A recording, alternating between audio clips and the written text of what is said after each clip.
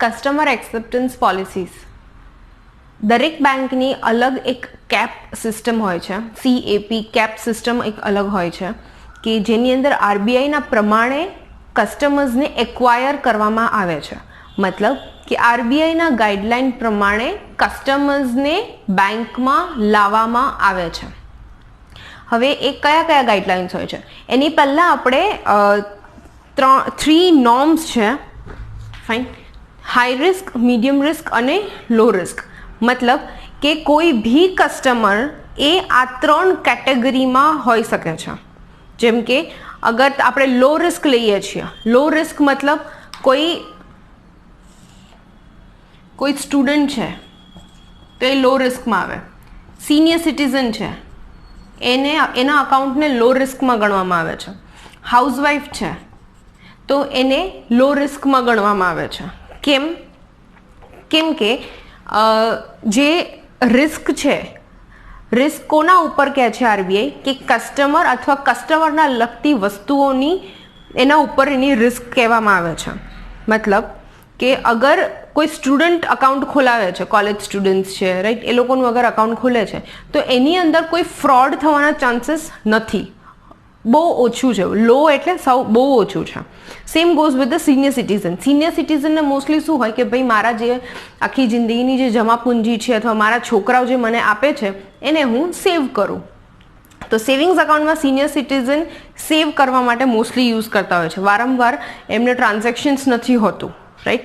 તો જે એમને પૈસા મળે છે એમને અકાઉન્ટમાં એ નાખી દે છે અને એ ત્યાં ને ત્યાં જ સેવ કરે છે, કાં તો પછી એ પૈસાનું એ FD બનાવી લે છે, right. So again this is a low risk. That again goes with the housewife કે હાઉસવાઈફને શું છે કે સપોઝ અગર એમના હસબન્ડ મંથલી એમને ઇન્કમ કંઈ આપે છે એમાંથી એ બચાવીને અકાઉન્ટમાં નાખે છે, રાઈટ. તો આ જે હાઉસવાઈફનું જે અકાઉન્ટ છે એ લો રિસ્કમાં ગણવામાં આવે છે. જ્યારે પણ કોઈ બેંક એમ્પ્લોય અકાઉન્ટ ખોલાવે એ ટાઈમ પર કસ્ટમરને પૂછી લે કે ભાઈ તમારું આ જે અકાઉન્ટ તમે ખોલાવો છો એ કયા પર્પઝથી ખોલાવો છો. ઘણા કસ્ટમરને આ બધી વસ્તુઓ સાંભળીને જ ગુસ્સો આવી જાય છે કે આવું તો તમે કઈ રીતે મને પૂછી શકો છો, હું ગમે એ રીઝન માટે હું ખોલાવું, મારા પૈસા જાય છે, તમારા પૈસા થોડી જાય છે. બટ એ ટાઈમ પર એમને એ સમજાવવું જરૂરી છે સર કે સર હું જે પૂછું છું એમને નથી પૂછતો, રાઈટ. મારે અહીંયા કેટેગરી કરવી પડે છે કે તમે કયા રિસ્કમાં આવો છો, કેમ કે કસ્ટમરને ફ્રોડ કરવા માટે વધારે ટાઈમ ના જોઈએ, રાઈટ. સો સ્ટુડન્ટ્સ છે, સિનિયર સિટીઝન્સ છે, હાઉસવાઈફ છે, રાઈટ, એ લોકોનું જે અકાઉન્ટ હોય છે એ લો રિસ્ક હોય છે. નાવ મીડિયમ રિસ્ક. મીડિયમ રિસ્કવાળા કોણ આવે છે? સેલેરાઇડ પર્સન. સેલેરાઇડ પર્સન છે, કોઈ પ્રોપ્રાઇટર છે. આ મીડિયમ રિસ્ક પર આવે છે. કેમ કે સેલેરાઇડને કંપનીઝ તરફથી સેલરી મળે છે, રાઈટ. હવે અને આ પ્રોપ્રાઇટર એટલા માટે કેમ કે એમની ખુદની જે બિઝનેસ છે, બિઝનેસની ઇન્કમ પણ આવે છે. હવે સેલેરાઇડ અથવા પ્રોપ્રાઇટર આ બંનેમાંથી રિસ્ક જે ફ્રોડનો રિસ્ક છે એ મીડિયમ છે. કેમ કે સેલેરાઇડ પર્સન જે સેલરી આવે છે એના સિવાય પણ એના અકાઉન્ટમાં પૈસા મંગાવી શકે છે, એ ફ્રોડના પણ હોઈ શકે. Same goes with proprietor. Proprietor એમ કહેશે આ મારા બિઝનેસના પૈસા છે, બટ એ પ્રૂવ કરવું બી કસ્ટમર માટે જરૂરી છે કે અગર સપોઝ આજે મારે 5 લાખ રૂપિયા આવ્યા છે તો ક્યાંથી આવ્યા છે. એક વખત આવશે, 2 વખત આવશે, 3 વખત આવશે, બેંક નહીં પૂછે. પણ અગર જો આનું આ રીતે જ બિઝનેસ નાનું છે પણ જે પૈસા આવે છે એ વધારે છે તો એ જ્યારે બંને સેન્ટેન્સ જ્યારે મેચ ના થાય ત્યારે બેંક ચેક કરે અને એ ટાઈમ પર ઘણા લોકોને બેંકને ખબર પડે કે આ લોકો ફ્રોડમાં છે, રાઈટ. મતલબ ખોટી રીતે ફ્રોડ ઇન સેન્સ કે કોઈને મારીને ચોરી કરીને નહીં. લાઈક લોટરી છે. Lottery it's not a fraud but it's a illegal thing, right. તો એના જે પૈસા છે એને લીગલ આપણે નથી એટલું બધું કહેતા. તો એવા પૈસા અગર આવતા હોય છે, સટ્ટાબાજી, શેરબજાર આમ લીગલ છે બટ મેન્યુપ્યુલેટ કરીને શેર બજારમાં જઈને જીતવું, જે રીતે અત્યારે મૂવી હર્ષદ મહેતાનું આવ્યું છે, રાઈટ, એ બહુ મોટા સ્ટેપ્સ ઉપર છે. આ તો હું નાના સ્ટેપ્સની વાત કરું છું, right. So this goes with the medium risk. High રિસ્કમાં કોણ આવે છે? હાઈ રિસ્કમાં આવે છે જે બી માણસનું અકાઉન્ટ્સ બિઝનેસ જે છે જેની અંદર ઇમ્પોર્ટ અને એક્સપોર્ટ આવે છે, ઇમ્પોર્ટ એક્સપોર્ટ, રિયલ એસ્ટેટ, આ બધી હાઈ રિસ્કમાં આવે છે. ઇમ્પોર્ટ એક્સપોર્ટમાં હાઈ રિસ્ક એટલા માટે છે કેમ કે હોઈ શકે કે કસ્ટમરની સામેના જે પૈસા આવ્યા છે અથવા પૈસા લઈને ભાગી ગયા અથવા કોઈ મટીરિયલ મંગાવ્યું બહારેથી, મટીરિયલ લઈને ગુમ થઈ ગયા, પછી કંઈ નામો નિશાન જ નથી, રાઈટ. રિયલ એસ્ટેટમાં પ્રોપર્ટી વેચાણ, બ્રોકરેજ, એ બધામાં પણ ઘણી વખત ફ્રોડ થાય છે. ઘણી વખત એવું થાય કે નામ સપોઝ અકાઉન્ટ મારા નામે ખોલાયું છે પણ એ યુઝ જે છે બીજા કોઈક વ્યક્તિ કરે છે, એ એના પર્સનલ યુઝ માટે કરે છે, રાઈટ. સો મને તો નથી ખબર કે મારા અકાઉન્ટમાં શું થઈ રહ્યું છે કેમ કે ફોન નંબર, ડિટેલ્સ બધી મેં ફોન નંબર બધું એમનું આપેલું હોય, ભલે એડ્રેસ બધું મારું હોય છે, રાઈટ. સો એની કારણે હું ફસાઈ શકું છું, બટ દેટ ડઝન્ટ મીન કે હું ફ્રોડમાં છું, રાઈટ. ઘણી વખત એવું થાય કે બીજા કોઈ ફ્રેન્ડને હેલ્પ કરવા માટે કોઈ અકાઉન્ટ ખોલી દીધું પણ એ ફ્રેન્ડ જે છે એ જ બીજું કંઈક કામ કરે છે, કંઈ ખબર નથી હોતી શું છે, રાઈટ. સો એવા ટાઈમ પર બેંક્સ જ્યારે પણ અકાઉન્ટ ખોલે ત્યારે મેં તમને કીધું કે રિસ્ક કન્ટેનમેન્ટ યુનિટ હોય છે, રાઈટ. આરસીયુ ડિપાર્ટમેન્ટ હોય છે. આરસીયુ ડિપાર્ટમેન્ટ શું કરે છે કે રેન્ડમલી કોઈ ફોર્મ ઉઠાવીને ચેક કરે છે અને એવું એમને ડાઉટફુલ લાગ્યું તો એમના માણસને મોકલીને એ પ્રિમાઇસ પર ચેક કરાવે છે, એમના જે એરિયા છે, જે બી એડ્રેસ લખ્યું છે ત્યાં જઈને ચેક કરાવે છે, રાઈટ. કેમ કે આવા બધા ફ્રોડથી બચવા માટે કે અકાઉન્ટ ખુલ્યા પછી ફ્રોડ થાય એના કરતાં એની પહેલાં અગર જો આપણને ખબર પડી જાય છે તો આપણે એને બંધ કરાવી દઈએ, રાઈટ. સો આના નજરે આરબીઆઈએ બેંકને નોર્મ્સ એક આપેલા છે કે તમારે કેપ, CAP અને CIP પ્રમાણે તમારે અકાઉન્ટ ખોલવાના. હવે CAP મતલબ કે કસ્ટમર એક્સેપ્ટન્સ પોલિસી, કસ્ટમર કેવા કસ્ટમરને તમે એક્સેપ્ટ કરી શકો છો, રાઈટ. હવે જે કસ્ટમરે પોતાનું અકાઉન્ટ એનોનિમસ નેમે બનાવ્યું હોય તો એને આપણે એક્સેપ્ટ ના કરી શકીએ. એનોનિમસ નેમ મતલબ કંઈક અજીબ જ નામ છે, કંઈક અલગ જ પહેચાન છે, કોઈ વસ્તુની એમાં ક્લિયરન્સ નથી, રાઈટ. એવા અગર કોઈ અકાઉન્ટ હોય છે તો એ આપણે ખોલી નહીં શકીએ. Nature of business activity clear હોવી જોઈએ.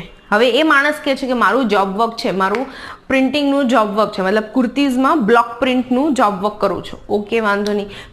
હું તમને જેટલું કહું છું ને બધાનું એક્ઝામ્પલ મેં તમને આના પહેલાં પણ આપેલું છે જ્યારે અકાઉન્ટ ઓપનિંગની આપણે વાત કરી હતી, રાઈટ. મેં એક્ઝામ્પલ્સ, રિયલ એક્ઝામ્પલ્સ મેં આપેલા છે તો એ જ હું પાછી અત્યારે રિપીટ કરી રહી છું કે નેચર ઓફ બિઝનેસ એક્ટિવિટી હોવી જરૂરી છે. કોઈ કસ્ટમર કે મારું બ્લોક પ્રિન્ટ, કુર્તીમાં બ્લોક પ્રિન્ટનું કામ છે, ઓકે વાંધો નહીં. હવે પણ તમે ત્યાં જાઓ છો, ચલો ઠીક છે, એના જે કારીગરો છે એ જમવા જતા રહ્યા હશે, બટ કુર્તી હોવી જ જોઈએ, કુર્તીનું જે સ્ટોક હોય છે સ્ટોક હોવા જોઈએ, રાઈટ.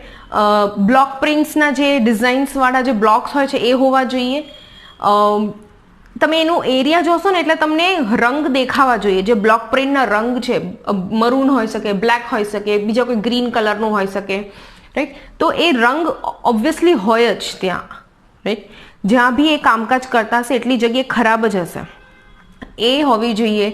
દેન એ માણસને જોઈને આપણને ખબર પડી જાય કે આ માણસ બ્લોક પ્રિન્ટિંગના જોબ વર્કમાં છે કે નથી, રાઈટ. એ બધું તો આપણે ચેક કરવું પડે, fine. So nature of business activity જે છે એ ક્લિયર હોવી જોઈએ. એવું ના હોય છે કે ભાઈ આ બ્લોક પ્રિન્ટનું નામ આપે છે પણ અહીંયા કશું કંઈ છે નહીં અને એ બીજું જ કંઈક કામ કરે છે, right. So nature of business activity clear હોવી જોઈએ. અગેન લોકેશન, આની પણ મેં તમને એક્ઝામ્પલ આપી હતી કે અગર કસ્ટમર કહે છે કે મારું અહીંયા લોકેશન છે, મારું ફેક્ટરી અહીંયા છે પણ હું ત્યાં નથી બેસતો, હું અહીંયા બેસું છું, ઓકે વાંધો નહીં સર, તમે જ્યાં બી બેસતા હો અમે ત્યાં આવીશું. એટલે સપોઝ ઘણી વખત એવું થાય કે કસ્ટમરે કોઈની ખુદની ઓફિસ ના રાખી હોય પણ એ ઘરેથી જ કરતા હોય છે અને જે કામકાજ જ્યાં ચાલુ હોય એ ફેક્ટરી હોય કાં તો ગોડાઉન હોય કાં તો નાનું ગરાજ હોય, રાઈટ. પણ પોતે ભલે ઘરે બેઠા હોય, ફોન પર બધું જ કામ ચાલતું હોય, માણસો હોય એ ફેક્ટરીમાં કામ કરતા હોય તો બી ચાલશે, પણ ફેક્ટરીમાં ઓફિસ હોવી જરૂરી નથી, બટ એના નામની ફેક્ટરી હોવી જરૂરી છે. ફેક્ટરી છે, ગોડાઉન છે, એટલે કંઈક વિઝિબલ દેખાવી જોઈએ એવું જરૂરી છે, રાઈટ. સો આ જે લોકેશન એ જે કન્ફર્મ કરે છે એ એના કહેવા પર કન્ફર્મ નહીં પણ આપણે જઈને ત્યાં કન્ફર્મ કરવાનું છે. આરસીયુ એ જ કરે છે, આરસીઓ પહેલાં પોતાની રીતે સ્ક્રીનિંગ કરે છે, એને ડાઉટ જાય તો એના લોકેશન પર મોકલે છે, રાઈટ. જો આરસીઓને ખબર પડી કે આપણે જે લોકેશન ખોલ્યું છે અકાઉન્ટ, જે લોકેશન પ્રમાણે એ લોકેશનમાં કશું જ નથી, તો એ કસ્ટમરને કંઈ નહીં કે એ સીધા આપણને મેમો આપી દેશે, રાઈટ. સો લોકેશન ક્લિયર હોવું જરૂરી છે. મોડ ઓફ પેમેન્ટ્સ, જે રીતે મેં કીધું કે સપોઝ અકાઉન્ટ ખોલાયું છે સેવિંગના પર્પઝથી, અથવા કોઈ નાના વ્યક્તિએ ખોલાયું છે, વધારે પડતું કોઈ ટર્નઓવર છે નહીં, રાઈટ. મહિનાના કંઈક 40-50 હજારની જ કમાણી છે, રાઈટ. બટ એની સામે અગર જ્યારે બી અકાઉન્ટ ખોલવા જાય એટલે આ બધા ક્વેશ્ચન્સ બેંકવાળા પૂછે જ છે ક્લાયન્ટને, રાઈટ, કે તમારું કામકાજ શું છે, તમારું લોકેશન તો જોઈને જ લખી નાખે. મોડ ઓફ પેમેન્ટ શું રહેશે, કે મતલબ તમારા જે ક્લાયન્ટ છે એ તમને ચેક આપશે કે કેશ આપે છે. તમારું બિઝનેસમાં કેશનું ટર્નઓવર કઈ રીતનું હોય છે, કે તમે ચેક આપો છો કોઈને, અથવા તમને ચેક મળે છે, અથવા તમે કેશ આપો છો અથવા તમને કેશ મળે છે, કઈ રીતનું છે, આનું પ્રમાણ કઈ રીતનું છે. તો ઘણા લોકો કે ભાઈ મારું 50-50% છે, અને ઘણા લોકો કે મારે 60-40 નો રેશિયો છે, મતલબ કે 60% મને ચેક મળે, 40% મને કેશ મળે. અને ઘણા લોકો એવા કે મારું 70-30% છે, કે મારું 70% જે છે મને ચેક મળે છે અને 30% જે છે મને કેશ મળે છે. અને ઘણા લોકો એવા છે જે એવું કે મારું 100% મારું ચેકમાં જ છે, અમે લોકો કેશમાં ડીલ કરતા જ નથી, રાઈટ. સો એવા પણ હોય છે. તો મોડ ઓફ પેમેન્ટમાં ધ્યાન રાખવું પડે કે સપોઝ આપણે એવું ટીક કર્યું હોય કે આ જે રીતે આ લોકોએ રેશિયો કીધું એ રીતે આપણે એઓએફના ફોર્મમાં અગર આપણે રેશિયો લખ્યું છે અને સપોઝ એમને કીધું કે મારું તો અહીંયા 100% ચેક જ આવશે, મારે બીજું કોઈ કશું કંઈ ડીલિંગ થશે નહીં, ઓકે વાંધો નહીં. પણ એની સામે અગર જો દર મહિને 5 થી 10 લાખ ડિપોઝિટ થાય છે, રાઈટ, એ 4, 5, 6, 7 મહિના તો બેંક નહીં બોલે, રાઈટ. બટ એના પછી જો આને આ વસ્તુ કન્ટિન્યુ રહ્યું ને તો પછી બેંક બોલશે ઇન સેન્સ કે કસ્ટમરને ઇન્ટિમેટ કરશે, કસ્ટમરને બોલાવશે, કસ્ટમરને લેટર લખશે, રાઈટ. એના પછી કસ્ટમર આવશે, પછી આનું એને જવાબ આપવું પડશે. અગર જો બેંક સેટિસ્ફાઈ થઈ એના જવાબથી તો આનો કોઈ વાંધો નહીં આવે, એન્ડ આ અકાઉન્ટ જે છે એ રહેશે. બટ જો બેંકને એવું લાગ્યું કે આ જે બોલે છે એમાં કંઈ દમ નથી તો આ અકાઉન્ટને બ્લોક કરવામાં આવશે. કાં તો બેંક બ્લોક કરશે, કાં તો હેડ ઓફિસથી બ્લોક કરશે. એટલે મોડ ઓફ પેમેન્ટ ક્લિયર હોવું જરૂરી છે. અને આ વસ્તુ કસ્ટમરને પણ વસ્તુ કેવું જરૂરી છે કે સર તમે જે બોલો છો ને હું એ જ પ્રમાણે લખું છું, પણ એનાથી ઉપરાંત કંઈ થયું તો સર એની જવાબદારી મારી નથી, રાઈટ. તો ઘણા કસ્ટમર એવું થોડી હોય કે મારા ધંધામાં મને થોડી ફિક્સ હોય કે ઘણા લોકો કેશ પણ આપી જાય, ઘણા લોકો ચેક પણ આપે, તો મારે શું કરવાનું? તો એ ટાઈમ પર એમને કહેવાનું કે સર તો પછી મને એ રીતે કહો કે તમારું રેશિયો હું કઈ રીતે રાખું, 50-50% રાખું, તમે કહો એમ રાખીશું. આપણે કોઈ દિવસ કસ્ટમરને નહીં કહેવાનું કે સર આટલું આપણે રાખીએ છીએ, નહીં. કસ્ટમરને ઓપ્શન આપવાનું અને કસ્ટમરને કહેવાનું કે તમે કહો મને કે મારે શું કરવાનું છે. કેમ કે કાલે ઉઠીને કસ્ટમર એટલા ડેડશાણા હોય છે કે એ આપણને જ પાછું બોલી દે કે ભાઈ તમે લખ્યું, મેં તો તમને કંઈ કીધું નથી, રાઈટ. જે લખ્યું છે તમે તમારા પ્રમાણે લખ્યું છે, મેં તો કંઈ કીધું જ નથી, મેં તો તમને આટલું જ લખવાનું કીધું હતું, પણ છતાંય તમે મને એવું કીધું કે આવું લખો. સો ઓલવેઝ ટ્રાય કે જવાબ તમે ના આપો, કસ્ટમર પાસેથી જવાબ માંગો, રાઈટ.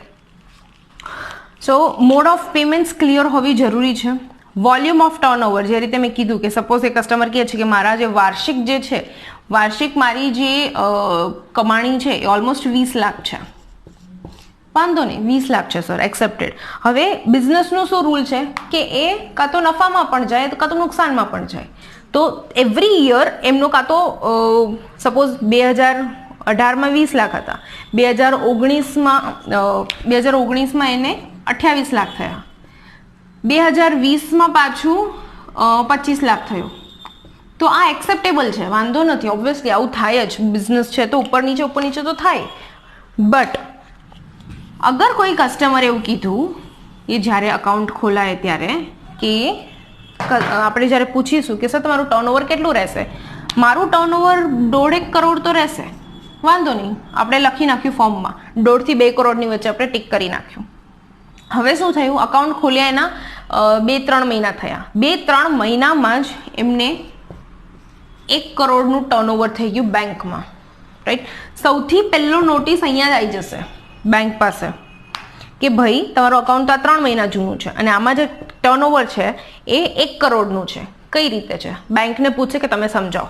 હવે બેંક બ્રાન્ચ શું કરશે? કસ્ટમરને મોકલશે લેટર, કસ્ટમરને બોલાવશે, પૂછશે કે ભાઈ આનો મતલબ મને સમજાવતું કે તારા અકાઉન્ટમાં જો તો 3 મહિના જ થયા છે, તારા અકાઉન્ટમાં 1 કરોડ રૂપિયા ક્યાંથી આવ્યા?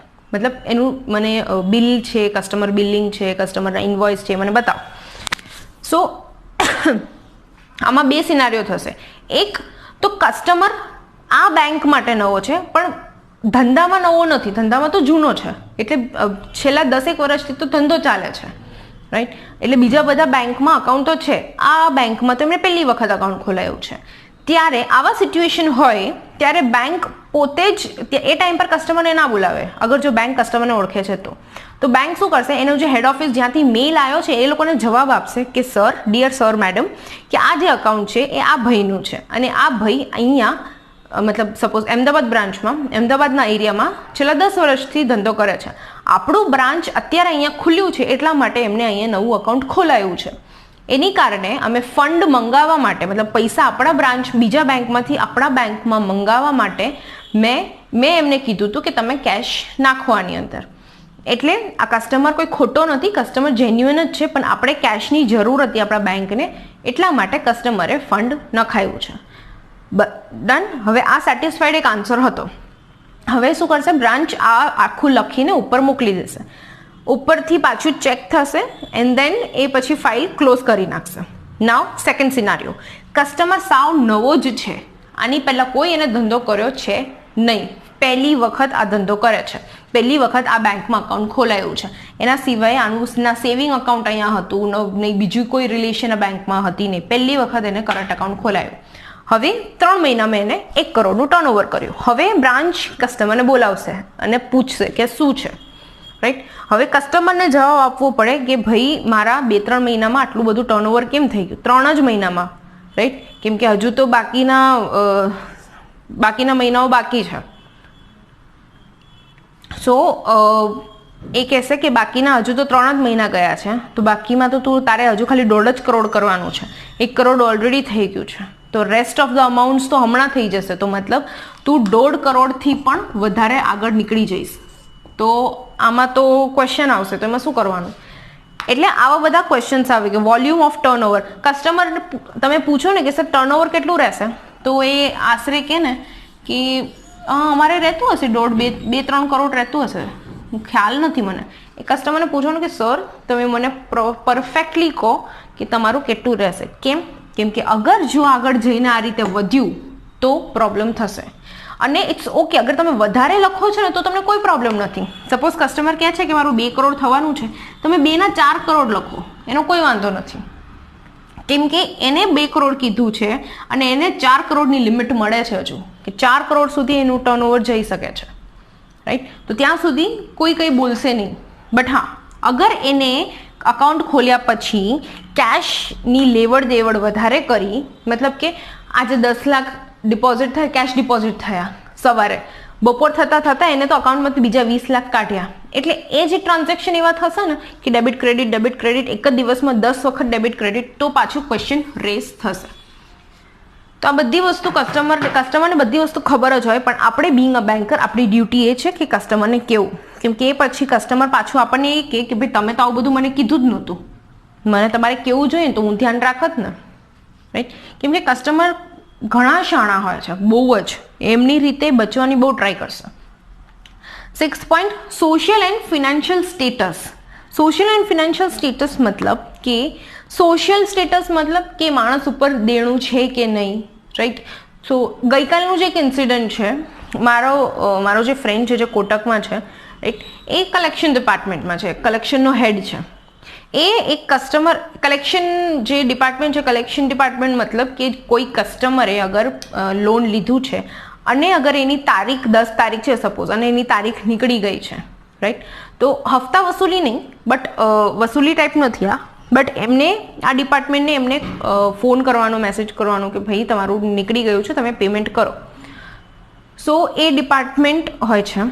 તો ગઈકાલે એ જે મારો ફ્રેન્ડ છે એ કસ્ટમરના ત્યાં જઈને બેઠો હતો. એ કસ્ટમરનું કોટક બેંકમાં લોન ચાલે છે અને એને હપ્તાઓ ભર્યા નથી. ઓકે, તો એનું તમને ખબર દેણું કેટલું છે? ખાલી કોટકમાં 5 કરોડ જેટલું, 5 કરોડનું દેણું છે. એમાંથી એ 11 લાખ રૂપિયા લેવા ગયો હતો, બટ એને આપ્યું નહીં. અને કસ્ટમર આરામથી ઘરે બેઠો છે, બેંકવાળા પણ ત્યાં બેઠા છે. એ એવું કહે છે કે ઊભા રહો, આવે છે પૈસા, આવે છે પૈસા, આવે છે. 12 વાગ્યા સુધી ઘરે એ લોકો બેંકવાળા એના ઘરે હતા અને એ આરામથી સૂઈ ગયો હતો અને બેંકવાળા બહાર બેઠા હતા, કલેક્શન ડિપાર્ટમેન્ટવાળા. રાઈટ. સો સોશિયલ સ્ટેટસ કે કસ્ટમર કોઈ દેણુમાં નથી, કસ્ટમરને ફાઇનાન્શિયલી કોઈ પ્રોબ્લેમ નથી, શું કહેવાય આપણે કહીએ ને કે એનું બેકગ્રાઉન્ડ કેવું છે, હા, એનું બેકગ્રાઉન્ડ સારું હોવું જોઈએ. એવું નહીં કે આ 1 મહિનો એને આ બેંકમાં અકાઉન્ટ રાખ્યું, બીજા મહિને એને બીજા અકાઉન્ટ નાખી દીધા, આ અકાઉન્ટ છોડી દીધું, બંધ કરી નાખ્યું. Right. So social and financial status એનું પાવરફુલ હોવી જોઈએ. પાવરફુલ મતલબ એટલી સ્ટેબલ હોવું જોઈએ. એવું નહીં કે ચડતી પડતી જેવું. રાઈટ, કે અહીંયા ખોલાયું પછી ત્યાં ખોલાયું, અહીંયા 1 કરોડ નાખ્યા છે, મતલબ એને 5 કરોડ આવ્યા છે તો એને વહીવટ કરીને 1 કરોડ એમને બીજા અલગ અલગ બેંકોમાં મૂકી દીધા છે. સો ઘણી વખત મેં આનું બી એક એક્ઝામ્પલ આપ્યું હતું તમને કે મારો જે ફ્રેન્ડ છે જેને અકાઉન્ટ ખોલવા ગયો હતો, બટ હું ગઈ હતી ચેક કરવા અને ત્યાં કંઈ હતું નહીં. રાઈટ. સો મેં શું કર્યું, મેં આજુબાજુમાં પૂછ્યું નો મતલબ શું થયો કે મેં સોશિયલી ઇન્વેસ્ટિગેશન કર્યું. રાઈટ, કે મેં એના સોશિયલ રિગાર્ડિંગ મેં ઇન્વેસ્ટિગેશન કર્યું. મેં આજુબાજુવાળાને પૂછ્યું કે ભાઈ આ અહીંયા રહે છે કે નહીં, કોણ રહે છે એની જોડે. રાઈટ. સો તમારે જ્યારે બી આવું કંઈ કરો, જ્યારે બી અકાઉન્ટ ખોલવા જાઓ ઓર એલ્સ કસ્ટમરને મળવા જાઓ, તો તમે એટલી વસ્તુ ધ્યાન રાખો કે તમારું આજુબાજુમાં શું થઈ રહ્યું છે. રાઈટ. કસ્ટમર શું બોલે છે એના ઉપર ધ્યાન આપવાનું, કસ્ટમરની બોડી લેંગ્વેજ શું કહી રહી છે એના ઉપર ધ્યાન આપવાનું. એન્ડ એનું જે બિઝનેસ, એ જે રીતનું બિઝનેસ કહે છે એ રીતનું બિઝનેસ દેખાય છે કે નહીં તમને. સપોઝ ઘરે બોલાયા હોય તો ઘરે ના દેખાય. રાઈટ. તો એમને કહેવાનું કે સર વાંધો નહીં, તમને અહીંયા મળી લીધું, હું તમારા ગોડાઉન અથવા ફેક્ટરીએ જતો આવું છું મારા સરને લઈને. ત્યાં વિઝિટ બધાને કરવાની જ હોય છે. Right. So this was customer acceptance policy. Now the second is customer identification policy.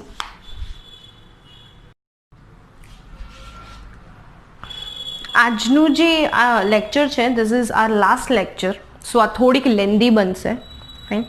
સો જે નેક્સ્ટ પોઈન્ટ છે that is CIP, that customer identification policy. હવે ઓરેલ્સ પ્રોસેસ, કસ્ટમર આઈડેન્ટિફિકેશન પ્રોસેસ જે છે એને કસ્ટમર એક્સેપ્ટન્સ પ્રોસેસ જે છે એના આધારિત પર બનાવવામાં આવ્યું છે. મતલબ કસ્ટમર એક્સેપ્ટન્સ પોલિસી કેપમાં શું હતું કે ભાઈ કસ્ટમર કોઈ ખોટા નામેથી ના ખોલવું જોઈએ અકાઉન્ટ, એનું જે લોકેશન છે એ પરફેક્ટ હોવી જોઈએ, જ્યાં એને કીધું છે ત્યાં ધંધો હોવો જોઈએ. રાઈટ. એનું જે ટર્નઓવર એ જે બોલ્યો છે એ રીતનું હોવું જોઈએ. એનું જે કેશ હેન્ડલિંગ પ્રોસેસ છે, મતલબ પેમેન્ટ પ્રોસેસ છે, એને જે કીધું છે એ પ્રમાણે હોવી જોઈએ. મતલબ કાં તો ચેક કાં તો કેશ કાં તો બંને રેશિયો પ્રમાણે. રાઈટ. સો એવી બધી વસ્તુઓ થવી જોઈએ. હવે આ બધી વસ્તુઓ જે કેપ પોલિસીમાં જે લખ્યું છે એ પ્રમાણે બેંકને કામ કરવા માટે SIPની જરૂર છે, મતલબ કસ્ટમર આઈડેન્ટિફિકેશન પ્રોસેસની જરૂર છે. હવે કોઈએ કહી તો દીધું, RBI કહી તો દીધું કે ભાઈ તમારે કેપ પ્રમાણે ખોલવાનું, મતલબ કસ્ટમર ખોટા નામે ના ખોલવા જોઈએ. હવે એ વસ્તુ આપણને કઈ રીતે ખબર પડશે કે કસ્ટમર સાચા નામેથી ખોલાવે છે કે નહીં, આ એનું જ નામ છે કે નહીં. રાઈટ.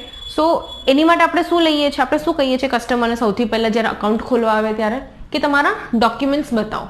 રાઈટ. કે તમારા મેં જે નામ બધા લખ્યા હતા ડોક્યુમેન્ટ્સ, જેમ કે પાન કાર્ડ છે, આધાર કાર્ડ છે, ઇલેક્ટ્રિસિટી બિલ તો નામ માટે નથી બટ એડ્રેસ માટે ચાલી જાય. રાઈટ. સો એ જે આપણું ડોક્યુમેન્ટ્સ છે, ડોક્યુમેન્ટ તમે લેશો ત્યારે જે કસ્ટમર એક્સેપ્ટન્સ પોલિસીના જે ગાઈડલાઇન્સ હતા એ બધા પૂરા થશે. કઈ રીતે? તો કે લોકેશન, તો કે આધાર કાર્ડમાં આવી ગયું છે અને વેરીફાઈ તો તમે જઈને કરશો ઓબ્વિયસલી.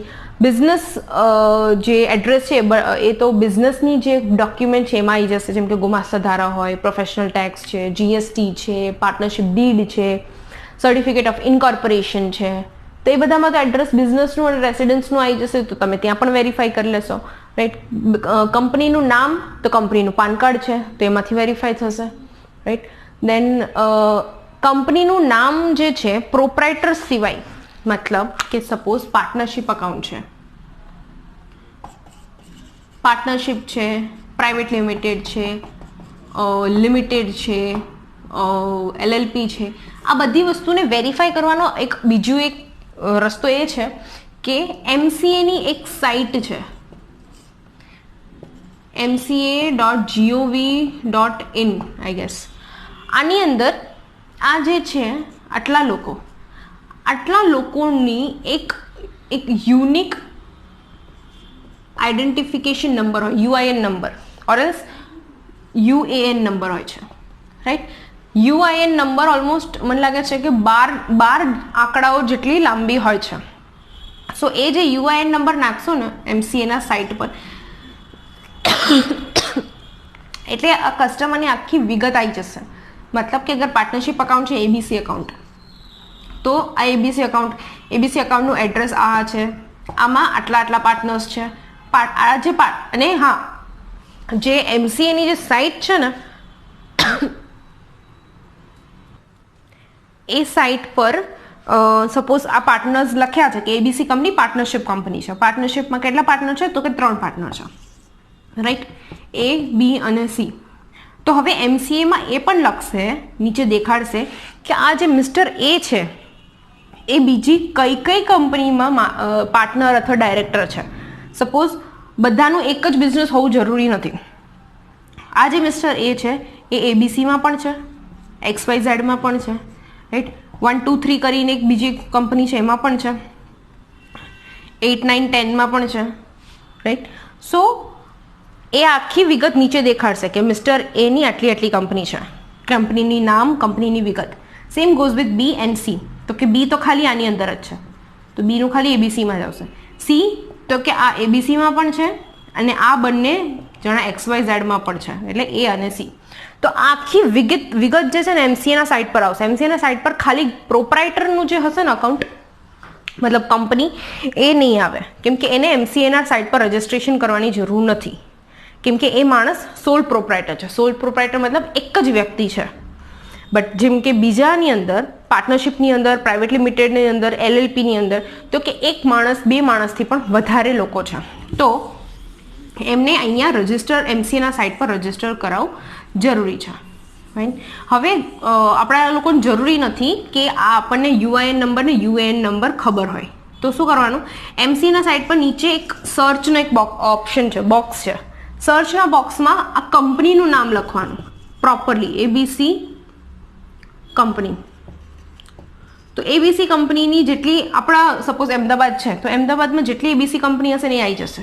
એમાંથી તમારે એક કરીને ખોલવું પડે, but that's a different thing. But તમને જે વેરીફાઈ માટે જે છે એ વેરીફાઈ અહીંયાથી થઈ જશે. આ ગવર્મેન્ટ નિયુક્ત સાઇટ છે, એટલે આમાં ફ્રોડ હોવાના ચાન્સીસ નથી, રાઈટ. સો આપણે ડોક્યુમેન્ટ્સ, જેમ કે મેં કીધું કે MCA છે, બીજા કોઈ કંપની ડોક્યુમેન્ટ્સ છે, એના પ્રમાણે, એના બેઝ પર આપણે કહી શકીએ કે ભાઈ આ કસ્ટમર જેન્યુન છે કે નથી. નાવ શું થશે અગર ખોટા કસ્ટમરને આપણે લઈ લીધું? તો કસ્ટમર બહુ ચાલાક નીકળ્યો, એને મનાઈ લીધું આપણને, મતલબ આપણે ઓળખી ના શક્યા. અગર એવું કંઈક થયું તો શું થશે? તો કસ્ટમર આઈડેન્ટિફિકેશન પોલિસી અગર જો ખોટી પડશે તો નેગ્લિજન્સ અંડર લો, મતલબ કે આપણે કાનૂની જે કાયદાઓ છે એનો ભંગ આપણે કરીશું.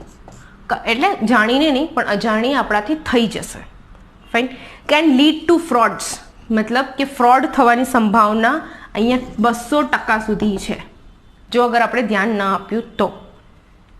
ઇલીગલ ટ્રાન્ઝેક્શનના સંભાવના પણ 200% છે, કે પૈસા 10 લાખ આજે આવે છે, કાલે 20 લાખ આવે છે, પરમ દિવસે 30 લાખ આવે છે, પછી પાછા 50 લાખ એમાંથી કાઢી નાખ્યા, રાઈટ. તો આવા જે ઇલીગલ ટ્રાન્ઝેક્શન્સ છે એ આવશે.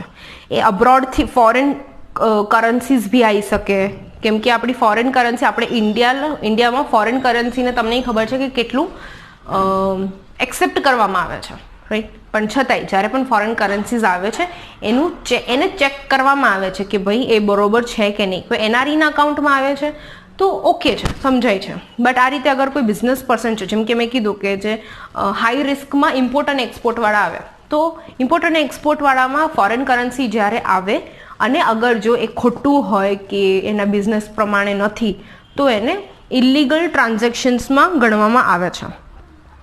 હવે આમાંથી કઈ રીતે બચી શકાય? તો કે બે વસ્તુ. એક, જે મેં તમને પહેલાં પણ કીધું કે કસ્ટમરને જ્યારે પણ તમે અકાઉન્ટ ખોલાવો, કસ્ટમરને મળો, તો એના જગ્યાએ જઈને મળો. એ બેંકમાં આવશે. ઘણા લોકો એવું છે કે ભાઈ મેડમ હું આમ બી એ બાજુ નીકળું છું એટલે આવી જઈશ, ત્યાં વાંધો નથી. એમને કહેવાનું આવી જાઓ સર, કોઈ વાંધો નથી, તમે આવી જાઓ. એ આવી જાય ને પછી એમને કહેવાનું તો કે ભાઈ મારે તમારી જગ્યાએ પ્લેસ પર એક વખત આવતો પડશે. હા સર, હું મારા સરને લઈને એક વખત તો આવીશ જ. જો સાચો હશે ને માણસ તો એ ત્યારે તરત સાચો હશે. મતલબ અગર જો આ બધી વસ્તુ પ્રોપર હશે ને તો કે વાંધો નહીં, આવી જજો તમે, હું આટલા વાગ્યાથી આટલા વાગ્યા સુધી હું હોઉં છું, તમારે આવવું હોય તો એ ટાઈમ પર આવી શકો છો, નહીંતર મારા માણસ તમને મળી જશે. ઓકે, તો દેટ મીન્સ કે એ પ્રોપર છે, વાંધો નથી. અગર જો કોઈ ખોટું હશે કે એવું કોઈ હશે તો એમ જ કહેશે કે મને એક વખત ફોન કરીને આવજો મેડમ, હું દર વખતે ત્યાં હોતો નથી, રાઈટ. અને એ થોડોક हिचकिच आवश्यक कि भाई जरूरी है नहीं, हूँ आई तो गयो, अरे मैं बंदा आपके सामने बैठा हूँ ना, आपको तो इससे बड़ी और क्या प्रूफ चाहिए. आ कॉमन डायलॉग हसे बधानो, राइट. सो एमने प्रेमथी कहेवानुं कि सर अमारी पॉलिसी है बेंकनी, राइट, अमे आ पॉलिसीने अमे केन्सल ना करी सकीए, कई करवानुं नथी, अमारे खाली एक वखत विजिट करवानुं छे, right. So you have to visit his or her place. વેરીફાઈંગ identity, જે મેં અત્યારે કીધું કે એને જેટલી વસ્તુઓ કીધું છે આપણને બધી વસ્તુ વેરીફાઈ કરવું જરૂરી છે. એને કહી દીધું ને આપણે માની લીધું, that is not acceptable. Fine. એ જે કહેશે એ રીતે નહીં થાય, એને જ કહેવાનું છે. બટ એ કહેશે કે ભાઈ મારું તો આટલું ટર્નઓવર છે, મારું તો 2 ગોડાઉન છે, એક અહીંયા છે ને એક ત્યાં છે, આપણે માની નહીં લેવાનું, આપણે જવાનું ત્યાં, રાઈટ. જઈને વેરીફાઈ કરવાની બધી વસ્તુ. વેરીફાઈ બિલ્ડિંગમાંથી બી થશે અને ડોક્યુમેન્ટમાંથી પણ થશે. મતલબ કે એના જે ડોક્યુમેન્ટ હશે એના ઉપરથી બી આપણે વેરીફાઈ કરી શકીશું, અને એ જ્યાંથી પણ બિઝનેસ કરે છે ત્યાંથી પણ આપણે વેરીફાઈ કરી શકીશું. હવે સ્ટુડન્ટ્સમાં શું થાય કે સ્ટુડન્ટ્સમાં કંઈ બીજે ક્યાંય જવાની જરૂર નથી. એનું ઘર છે, એના મમ્મી પપ્પા ઘરે હશે, ફાઇન, બીજા ફેમિલી મેમ્બર્સ હશે. સિનિયર સિટીઝનમાં ઓબ્વિયસલી સેમ, એના ઘરે બધા હશે. હાઉસવાઈફમાં પણ એવું જ છે. એ હાઉસવાઈફનું અગર ખોલાવે છે, હસબન્ડ હશે તો હસબન્ડ ઘરે તો હશે, એના છોકરાઓ હશે, જે એમના ઇનલોસ છે ઇનલોસ હશે, ફાઇન. સો એને એવી કોઈ રિક્વાયરમેન્ટ એવી એમ લો રિસ્કમાં એટલે જ એટલી બધી ટેન્શન ના હોય, કેમ કે બધી વસ્તુ આપણા આંખની સામે છે. હાઉસવાઈફમાં એક એવો ઇસ્યુ થાય કે હાઉસવાઈફનું અકાઉન્ટ છે પણ ચલાવે છે એનો હસબન્ડ. એ વસ્તુ એમને જ્યારે અકાઉન્ટ ખોલાવો ને ત્યારે એમને પૂછવું પડે કે સર આ અકાઉન્ટ કોણ યુઝ કરવાનું છે, રાઈટ. એ કહે ને કે હું મતલબ એમનો હસબન્ડ યુઝ કરવાનો છે, તો એમને કહેવાનું કે સર વધારે પડતું આમાં કોઈ ટ્રાન્ઝેક્શન્સ ના કરતા, હાઉસવાઈફ એ બધા જે સેવિંગ્સ અકાઉન્ટ છે ને સેવિંગ માટે છે, તો તમે કોઈ એક્સ્ટ્રા એમાં પૈસા નાખવાનું મંથલી થોડાક ઘણા નાખો એ વસ્તુ અલગ છે, પણ તમે તમારા સાઈડ બિઝનેસનું કંઈ કરો છો. ઘણા હસબન્ડ એવા હોય કે એક સાઈડમાં બિઝનેસ કરતા હોય જોબની જોડે સાઈડ બિઝનેસ, એટલે કોઈ બી ઓનલાઈન બિઝનેસ હોય એવા બધા, તો કે મારે એની માટે મારું નાનું છે મેડમ, મારે એટલું મોટું બિઝનેસ છે નહીં, તો એની માટે મારે કંઈ કરંટ અકાઉન્ટ ખોલાવવાની જરૂર નથી, હું મારા વાઈફના અકાઉન્ટમાં નાખી દઈશ. દેટ ઇઝ નોટ, એ ઇલીગલ નથી, પણ એ બેંકના નજરે ખોટું છે. કેમ કે એમના જે હાઉસવાઈફ છે, હાઉસવાઈફ માટે સેવિંગ અકાઉન્ટ ખોલાવે છે અને એ માણસ આ સેવિંગ અકાઉન્ટમાં પોતાના બિઝનેસના પૈસા નાખે છે. દેટ ઇઝ રોંગ, ઇલીગલ નથી, કેમ કે પૈસા ખોટી રીતે નહીં આવ્યા હોય. એમને બિઝનેસ, જેમ કે એમેઝોનનું ઓનલાઈન બિઝનેસ હોય છે, એમાંથી પણ પૈસા આવે, બટ એ સેવિંગમાં નહીં જાય. એને કહેવું જ પડશે કે સર તમારે એની માટે તો કરંટ જ ખોલાવવું પડશે, ભલે નાના અમાઉન્ટનો ખોલાવો, બટ તમારે કરંટ અકાઉન્ટ જ ખોલાવવું પડશે. Fine. So this was customer acceptance policy and customer identification policy. મેં તમને કેવાયસી ડોક્યુમેન્ટ્સનું સમજાવી દીધું છે કે કઈ વસ્તુ એક્સેપ્ટેબલ છે, કઈ વસ્તુ એક્સેપ્ટેબલ નથી, રાઈટ. સો સૌથી પહેલાં ડ્રાઇવિંગ લાઇસન્સ પણ આપણે હતું પહેલાં, પણ ઘણી બેંક્સ અત્યારે ડ્રાઇવિંગ લાઇસન્સને પણ એઝ અ પ્રૂફ કહે છે, બટ અકાઉન્ટ ઓપનિંગ માટે એ લોકો વેલિડ નથી ગણતા. એ પછી કંઈ પાછળથી ફેરફાર કરવું છે અકાઉન્ટમાં, લાઈક એડ્રેસ ચેન્જ કરવું છે ડ્રાઇવિંગ લાઇસન્સ પ્રમાણે, તો કરી શકાય, એનો કોઈ ઇશ્યુ નથી. બટ અકાઉન્ટ ખોલવાના ટાઈમે ડ્રાઇવિંગ લાઇસન્સ છે, ઇલેક્ટ્રિસિટી બિલ છે, ફોન બિલ છે, સ્ટેટમેન્ટ્સ છે, પાસબુકનું ફ્રન્ટ પેજ છે, તો એ બધું અલાઉડ નહીં કરે. હું તમને હજુ એક વસ્તુ કહેતા ભૂલી ગઈ, જે હાઈ રિસ્ક છે, હાઈ રિસ્કમાં પોલિટિકલ પાર્ટીઝ જે છે, પોલિટિકલ એક્સપોઝડ પર્સન, PEP, તમને આ વર્ડ આવશે બેંકમાં કે કસ્ટમર PEP છે, ફોર્મમાં દેખાશે કસ્ટમર PEP છે. PEP મતલબ પોલિટિકલ એક્સપોઝડ પર્સન, કે પોલિટિકલ પાર્ટીમાં છે કે નહીં, પોલિટિકલ રિલેટેડ, અથવા એમની ફેમિલીમાં પણ અગર કોઈ પોલિટિકલમાં બહુ નજીકવાળા કોઈ પોલિટિકલમાં હોય ને તો પણ અલાઉડ નથી. અલાઉડ છે બટ એ હાઈ રિસ્કમાં આવશે. પછી હાઈ રિસ્કમાં આવે ને એટલે ડાયરેક્ટલી એ જાય RCUના નજરમાં. જે બી હાઈ રિસ્ક હશે ને બધી સીધી જશે RCUના નજરમાં. RCU એવું નથી કે અકાઉન્ટ ખોલ્યા પછી ભૂલી જશે. RCUનું ખુદનું એક જે ફોલ્ડર હોય ને, ફોલ્ડરમાં જે હાઈ રિસ્કવાળા હોય એનું અલગથી જ આખું ફોલ્ડર હોય છે, રાઈટ. સો એ એના પ્રમાણે ચેક કરતા જ હોય છે.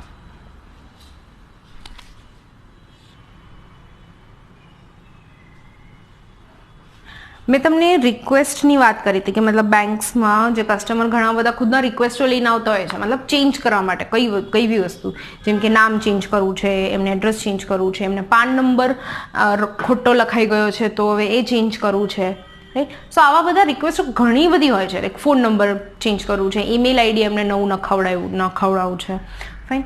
સો એ બધા રિક્વેસ્ટો હોય છે. બટ અમુક એવા રિક્વેસ્ટો છે બેંકમાં આવતી હોય છે જે એકદમ સ્પેશિયલ હોય છે. સ્પેશિયલ મતલબ કે એમને તરત કરી લેવું પડે, રાઈટ.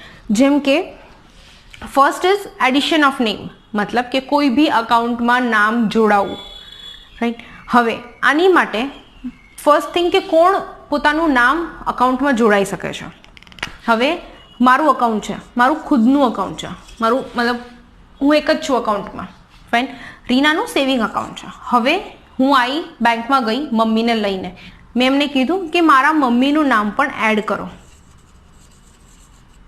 સેવિંગ્સ અકાઉન્ટમાં. ઓકે.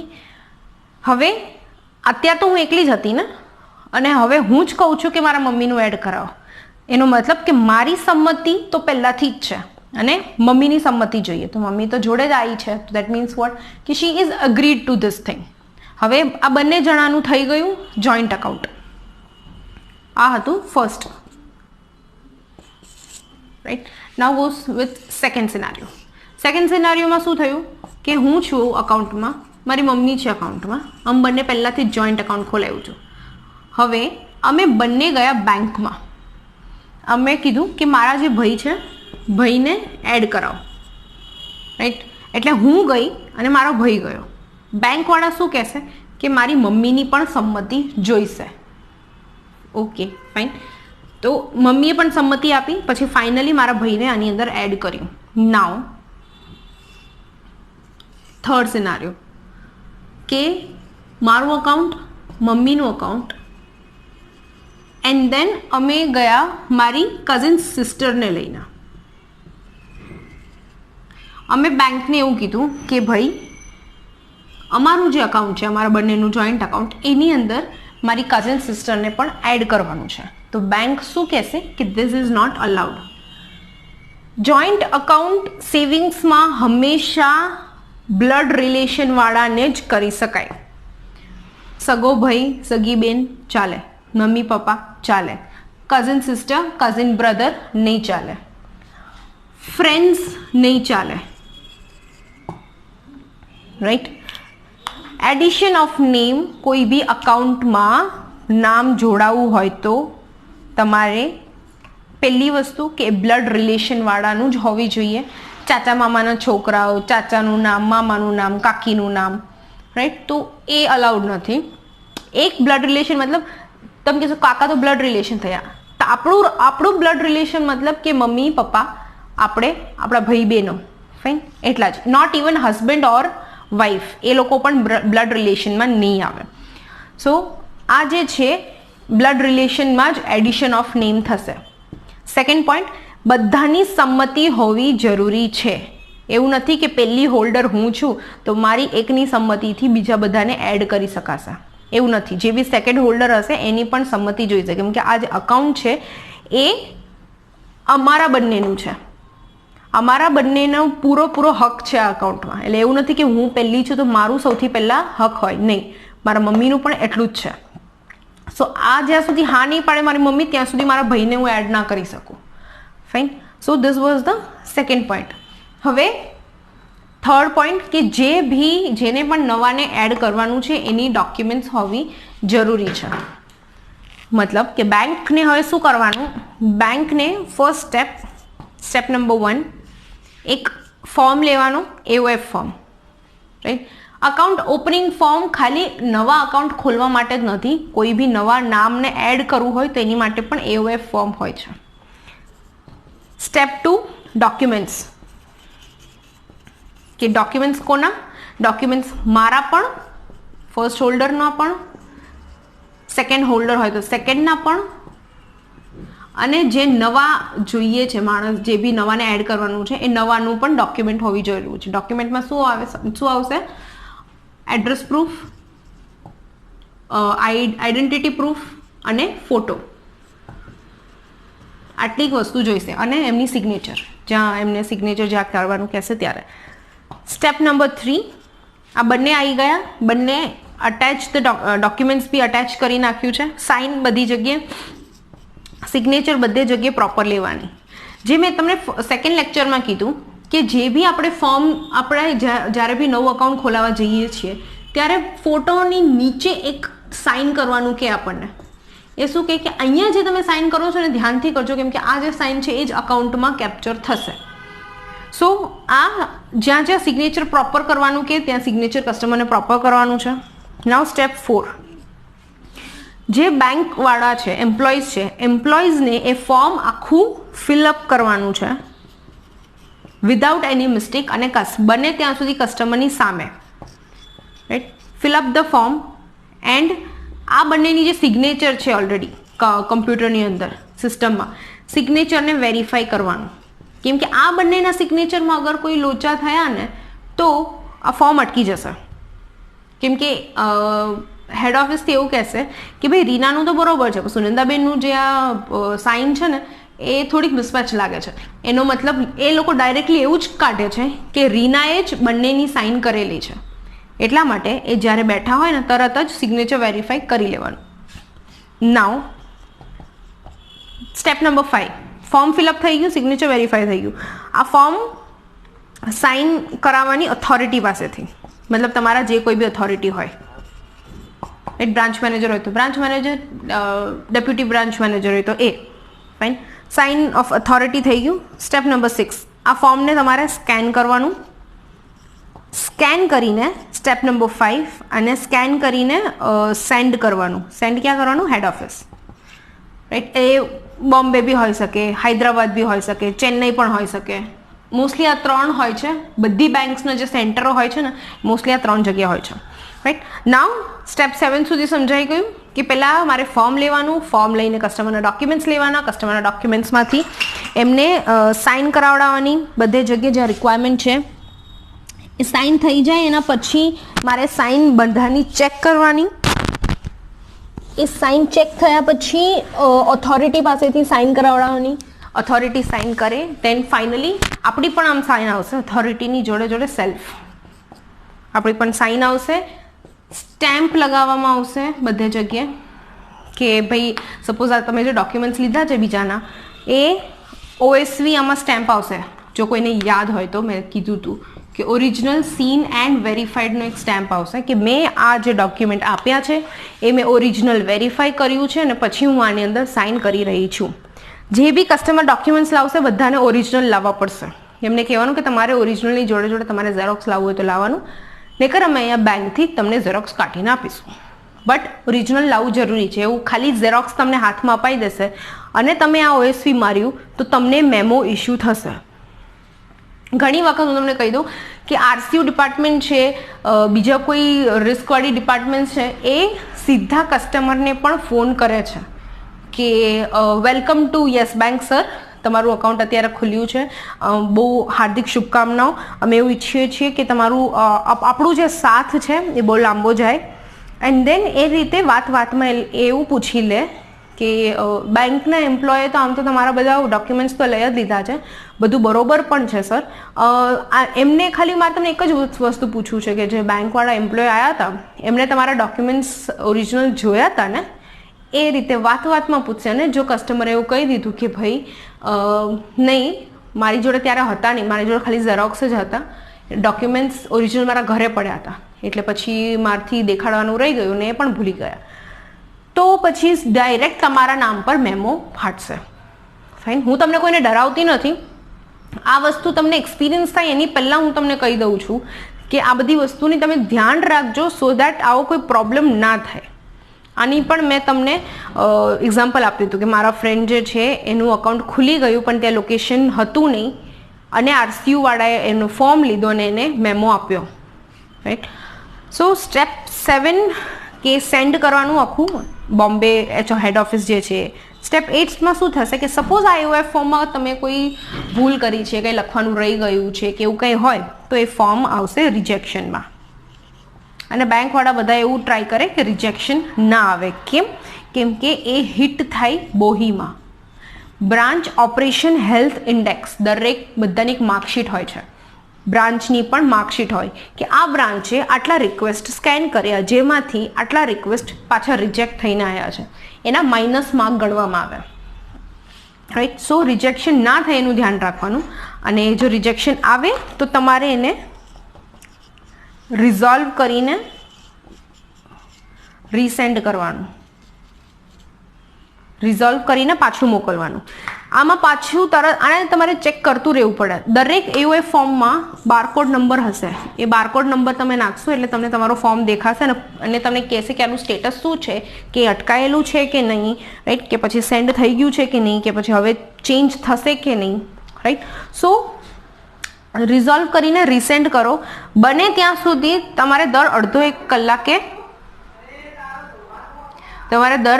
કલાકે આ બારકોડ ચેક કરતું રહેવું પડે. ફાઇન. સો એક કરશો ને એટલે ઓલમોસ્ટ આને એકચ્યુઅલમાં બધું થતાં, અગર જો વચ્ચે કોઈ રજા ના આવતું હોય તો 2 થી 2.5 દિવસ થાય નામ ચેન્જ થઈને બધું આવતું, અગર જો આપણે ટાઈમ ટુ ટાઈમ કર્યું હોય તો. નકર જો જરાક પણ આપણે લેટ કર્યું ને એ સીધું 7 દિવસનો ગેપ લેશે.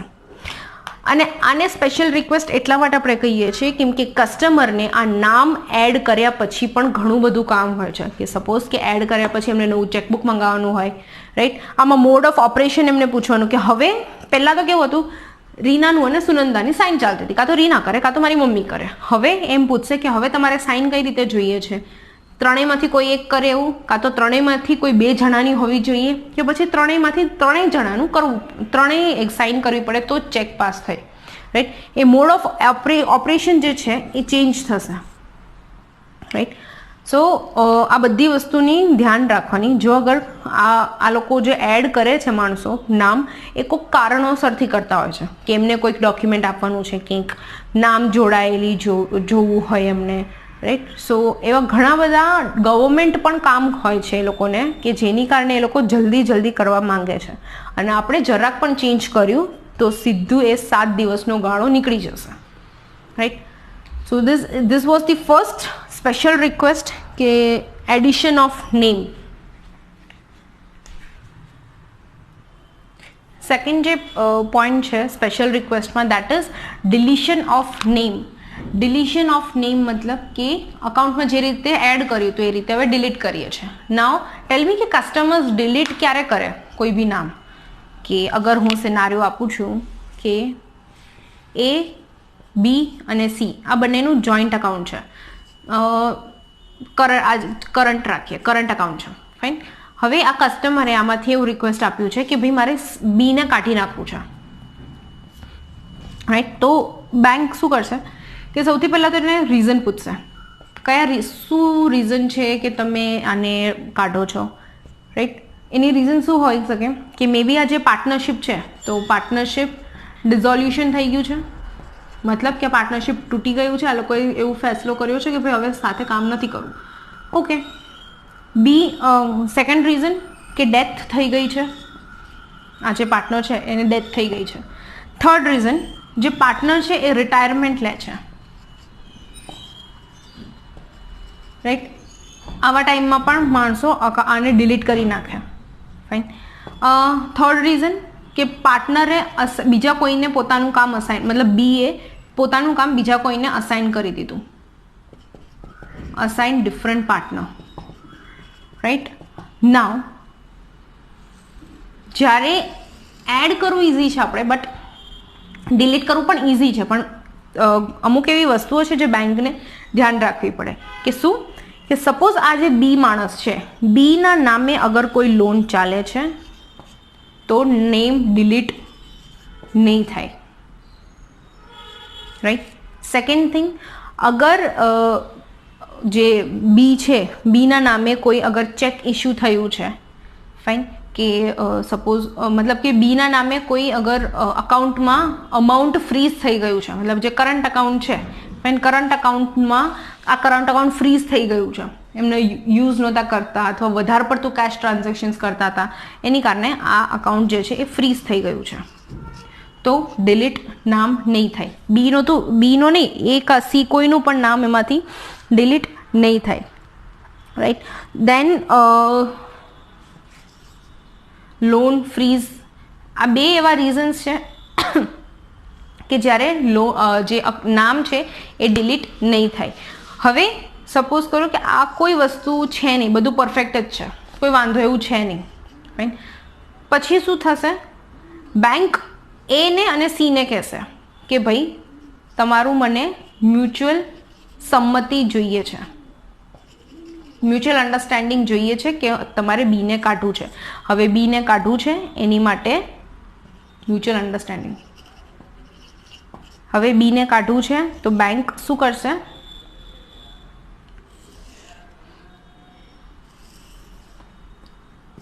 સેમ સ્ટેપ 1, તો કે એઓએફ લેવાનું, એની અંદર ડિલીટનો ઓપ્શન ટિક કરવાનો. સ્ટેપ 2, જેને પણ ડિલીટ કરવાનું છે એ લોકો એની ઇન્ફોર્મેશન આખી લખવાની, ફોન નંબર છે, એડ્રેસ છે, રાઈટ, એનું પાન કાર્ડ છે, એ બધી આખી વસ્તુ લખવાની. ડોક્યુમેન્ટેશન એનું લેવાનું.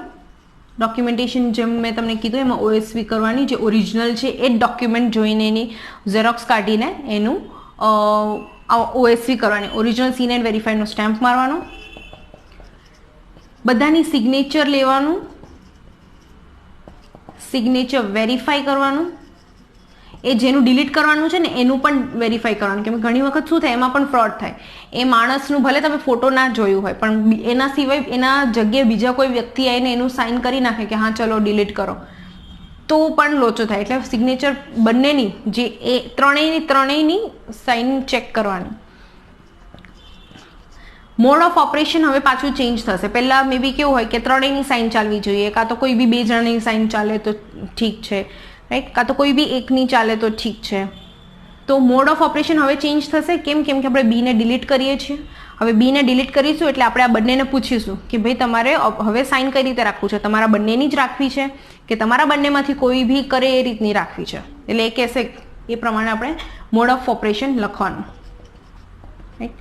ઓથોરિટીની, તમારા જે ઓથોરિટી છે ઓથોરિટીની સાઇન અને તમારી પણ ખુદની સાઇન અને સ્ટેમ્પ મારવાના બધે જગ્યાએ. મતલબ કે સિગ્નેચર વેરીફાઈડ કર્યું છે તો સિગ્નેચર વેરીફાઈડનો સ્ટેમ્પ આવે.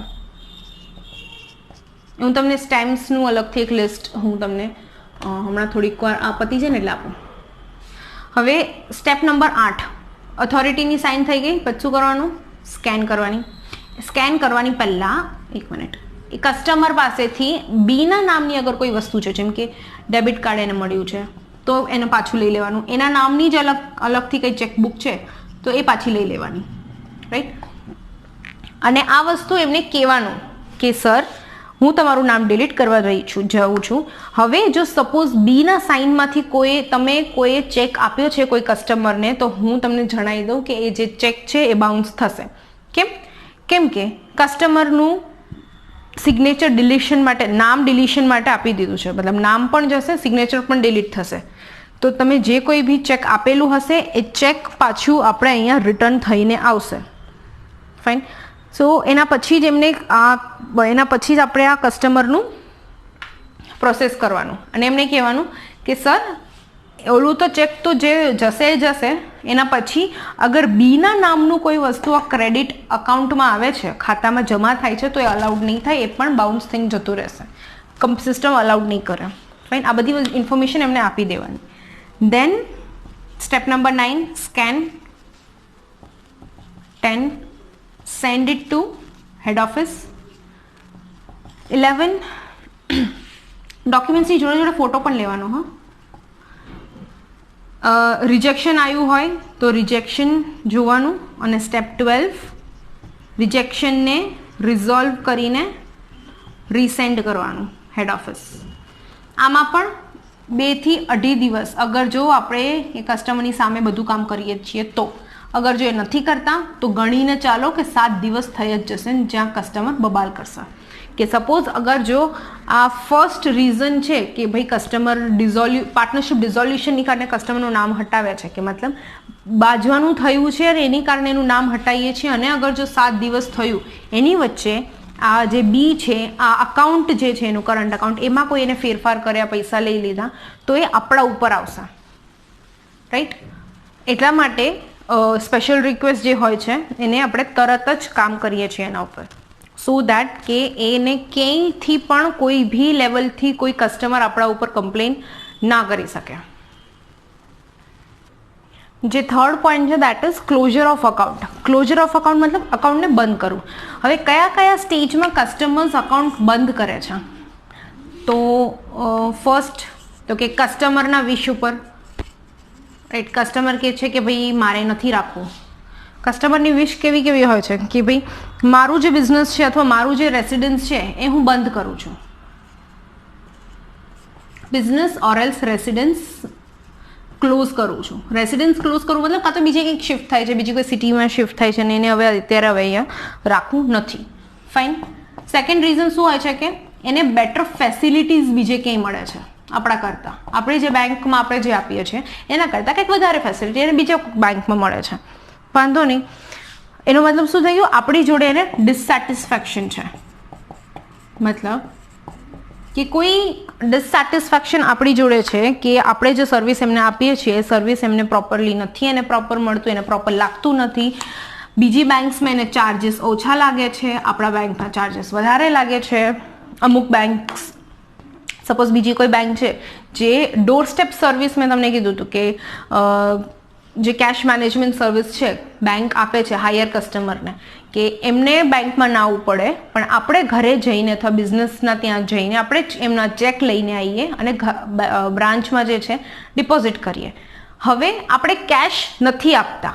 કેશની સુવિધા પહેલાં હતી પણ હવે નથી, સિક્યોરિટી પર્પઝ માટે. અને કસ્ટમરને એવી ઈચ્છા છે કે મારું કેશ પણ બેંકના એમ્પ્લોય આવીને લઈને જાય અને ડિપોઝિટ કરે. અમુક બેંક્સ આપે છે હજુ કેશની સુવિધા. તો હવે આ જે કસ્ટમર છે એને આપણી જોડેથી કેશની સુવિધા આપણને મળતી નથી એમને, એટલે એને ડિસસેટિસ્ફેક્શન થયું અને બેટર ફેસિલિટી મતલબ કેશની ફેસિલિટી બીજી બેંકમાં સારી મળે છે એટલે ત્યાં જશે. સો કોમનલી આ 3 પોઈન્ટ હોય છે. મોસ્ટલી આ બેટર ફેસિલિટીનું બધા કહેતા હોય છે કે ભાઈ તમારા બેંકમાં મજા નથી આવતી. રાઈટ, સો એ એક કોમન રીઝન હોય છે બધા માટે ચેન્જ કરવા માટે, બેંક ચેન્જ કરવા માટે. નાઉ ક્લોઝર ઓફ અકાઉન્ટની અંદર that was the first point કે કસ્ટમરના વિશથી ક્લોઝ થાય છે, તો એમાં આપણે એમાં કંઈ ના કરી શકીએ. કસ્ટમરને પૂછવાનું રીઝન શું છે અને આપણે એને ક્લોઝ કરી નાખવાનું. અને જો બહુ મોટો કસ્ટમર હોય તો બને ત્યાં સુધી એને રોકવાનો પ્રયાસ બધા કરતા હોય છે, જો મોટા ટર્નઓવરવાળા કસ્ટમર હોય તો, કે સર તમને શું પ્રોબ્લેમ છે મને કહો. રાઈટ, સો જે નોર્મલ માણસો હોય છે ને એ લોકોને બેંક વધારે પડતું કંઈ કહેતા નથી. સેકન્ડ જે છે that is at a bankers instance, મતલબ કે બેંકના કહેવા પરથી કસ્ટમરનું અકાઉન્ટ ક્લોઝ થયું છે. એવું ક્યારે થાય કે કસ્ટમરને એક આદત પડી ગઈ હોય કે કસ્ટમરના અકાઉન્ટમાં ઇનસફિશિયન્ટ બેલેન્સ છે અને છતાંય ચેક આપે છે.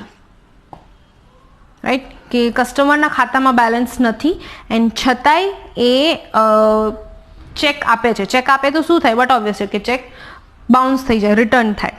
રાઈટ, હવે જે બીજા એવા રીઝન છે કે કસ્ટમરે ચેક ક્લિયરિંગ માટે આપ્યું છે, પણ ક્લિયર નથી થયું, તો શું થાય? બટ ઓબ્વિયસલી કે ચેક બાઉન્સ થઈ જાય, રિટર્ન થાય. રાઈટ, હવે જે બીજા એવા રીઝન છે કે કસ્ટમરે ચેક ક્લિયરિંગ માટે આપ્યું છે પણ ક્લિયર નથી થયું, તો શું થાય? બટ ઓબ્વિયસલી કે ચેક બાઉન્સ થઈ જાય, રિટર્ન થાય. રાઈટ, હવે જે અને ઇનસફિશિયન્ટ ફંડ છે, બટ છતાંય એ બેંકને એવું કહેતું હોય છે કે ભાઈ પાસ કરી દેજે ને, પાસ કરી દેજે ને, પૈસા આવી જશે, હમણાં અડધો કલાકમાં આવી જશે, તું પાસ કરી દેજે ને, રાઈટ. સો કસ્ટમર ભલે જેન્યુન હોય પણ છતાંય આ રીતનું જે બિહેવિયર છે અથવા આ રીતની જે રિક્વેસ્ટો છે ને એ બેંક્સ વારંવાર નથી ફૂલફિલ કરતી. So that is also one of the reason કે અગર બેંક પાસે આવું વારંવાર કોઈ કહે તો એ કસ્ટમરનું જે અકાઉન્ટ છે બેંક તરફથી બંધ કરવામાં આવશે. ફાઇન. ઘણી વખત એવું કે કસ્ટમરનું જે અકાઉન્ટ છે મતલબ કે જે ચેક્સ એની પાસે જે આવતા હોય છે ઓર એ જે ચેક આપતો હોય છે એ બાઉન્સ થાય છે, ડિસઓનર થાય છે, મતલબ એને પણ અગર કોઈ કેશ મળે છે તો કેશ નહીં મતલબ ચેક મળે છે તો એ પણ બાઉન્સ થાય છે. તો એ આ જે કસ્ટમર છે આપણા જે કસ્ટમર છે એના અકાઉન્ટમાં પણ ઇફેક્ટ થાય કે તમે કેવા ક્લાયન્ટ જોડે ડીલ કરો છો. એવા ક્લાયન્ટ જોડે કે જેના ચેક્સ છે એ બાઉન્સ થતા જ જાય છે તમારા અકાઉન્ટમાં, અને સેમ ગોઝ વિથ ધીસ કે ચેક એ જે આપે છે કોઈ બી રીત કારણસરથી બાઉન્સ થાય છે, મતલબ સિગ્નેચર પ્રોબ્લેમ, એને જાણી જોઈને એને ચેકમાં કંઈ ચેકચાક કર્યું છે, રાઈટ. ઇનસફિશિયન્ટ તો છે જ, પણ આવા બી કોઈક રીઝન હોઈ શકે કે જેની કારણે બેંક એવું કે ભાઈ તમે બંધ કરાવી દો. બેંકને એવું લાગે કે આ ભાઈ ફોર્જરી કંઈક કરે છે ચેકમાં. ફોર્જરી કરવું મતલબ કંઈક વ્હાઇટનરથી મેં જે રીતે ચેકને કઈ રીતે ચેક કરાય એ બી મેં તમને કીધું હતું કે સપોઝ કોઈએ કંઈક લખ્યું છે અને કોઈએ એની અંદર કેમિકલ યુઝ કરીને નામ ફેરવી નાખ્યું છે, રાઈટ. તો એવા ટાઈમ પર બી અગર બેંકને એવું થયું કે આ જે કસ્ટમર છે પોતે જ આવું કામ કરે છે ત્યારે પણ બેંક્સ એમને કહેશે કે તમે અકાઉન્ટ બંધ કરાવી દો, રાઈટ. હવે કસ્ટમરની અગર માર્કેટ વેલ્યુ જે મેં સોશિયલ અને ફાઇનાન્શિયલ વેલ્યુ મેં તમને કીધું થોડીક વાર પહેલાં, અગર એ પ્રોપર નથી તો પણ બેંક એવું કહેશે કે તમારે આ બંધ કરાવી દો. અગર તમે બંધ નહીં કરો તો પછી અમે બંધ કરીશું, right. So this was the second point કે બેંક તરફથી ક્યારે બંધ થાય. નાઉ થર્ડ પોઈન્ટ કે કસ્ટમરની ડેથ થઈ ગઈ છે. એમાં તો કોઈ બીજું કોઈ રીઝન હોય જ નહીં, એ આ એક ખુદ એક રીઝન છે કે બંધ શું કામ કરવું છે, રાઈટ. કસ્ટમરનું ડેથ થાય તો બી કસ્ટમર મતલબ એના કોઈ નોમિની આવીને બંધ કરાવી શકે છે. હવે આ અકાઉન્ટ અગર જોઈન્ટમાં છે તો શું થશે એ હું તમને લેટર ઓન કહું છું. ફાઇન. અત્યારે તો એવું રાખીએ કે આ જે કસ્ટમર છે એક જ કસ્ટમર છે, એક જ છે, એની અંદર કોઈ જોઈન્ટ નથી, રાઈટ. અને એની ડેથ થઈ ગઈ છે તો એમના નોમિની આવીને આ અકાઉન્ટ બંધ કરાવી શકે છે.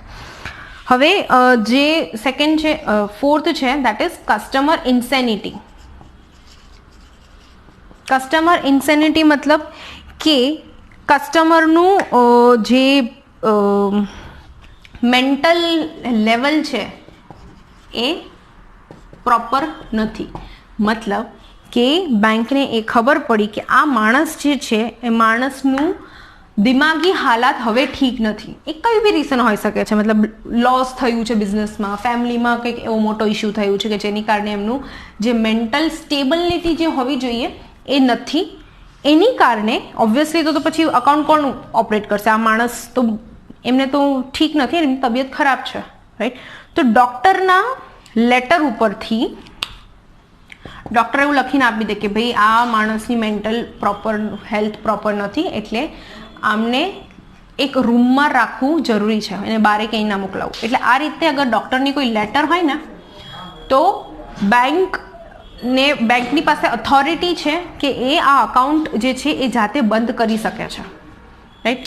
અગર એમાં જોઈન્ટ અકાઉન્ટમાં કોઈ છે તો વાત અલગ છે, જોઈન્ટ જે માણસ છે એ ચલાવી શકે છે. બાકી આ માણસ એકલો હોય અગર, રાઈટ, તો એનું અકાઉન્ટ બંધ થઈ શકે છે, બેંક જ બંધ કરી દેશે, રાઈટ. જે ફિફ્થ પોઈન્ટ છે દેટ ઇઝ કસ્ટમર ઇન્સોલ્વન્સી. જે મેં તમને આની ઉપર બી કીધું હતું. કસ્ટમર ઇન્સોલ્વન્સી મતલબ કે બેંકને ખબર પડી કે કસ્ટમર જેમ કે વિજય માલ્યા છે, રાઈટ, નીરવ મોદી છે, એમનું શું થયું કે એ જતા રહ્યા પૈસા લઈને, એમનું બિઝનેસ વાઇન્ડ અપ કર્યું એમને, રાઈટ. બેંક પાસેથી કરોડો રૂપિયાની લોન લઈ લીધું એન્ડ દેન ફરાર થઈ ગયા. મતલબ શું થયું કે કસ્ટમર ઇન્સોલ્વન્ટ થઈ ગયો. બેંકરપ્ટ થઈ ગયો, બેંકરપ્ટ, ઇન્સોલ્વન્સી અથવા ઇન્સોલ્વન્ટ, અને એવું કહેવાય કે માણસ દેણુમાં ઉતરી ગયો છે. ઘણા લોકો એવું છે કે દેણુમાં ઉતરી જાય પણ પાછળથી જાતે રિકવર કરી લે છે, બટ એવા ઘણા કસ્ટમર છે જે દેણુમાં ઉતરી જાય છે અને એ ભાગી જાય છે. તો આવા ટાઈમ પર બેંક જે છે એમનું અકાઉન્ટ જે છે એ જાતે બંધ કરી દે છે અને બંધ કરી શકે છે. એની માટે એમને કોઈની પરમિશનની રિક્વાયરમેન્ટ નથી આવતી, રાઈટ.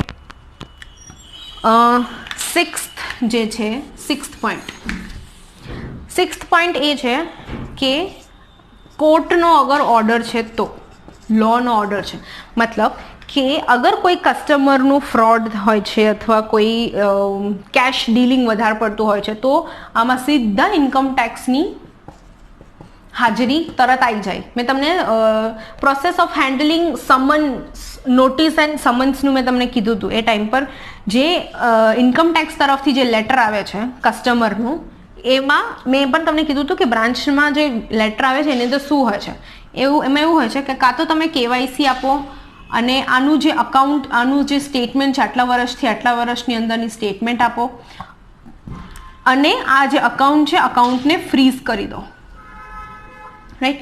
હવે જે મોટા પાયા પર અગર કોઈ ફ્રોડ થાય છે, એવું કંઈક થાય છે, તો ઇન્કમ ટેક્સવાળા સીધા એ લેટર આપે કે આ જે અકાઉન્ટ છે અકાઉન્ટને તમે બંધ કરો.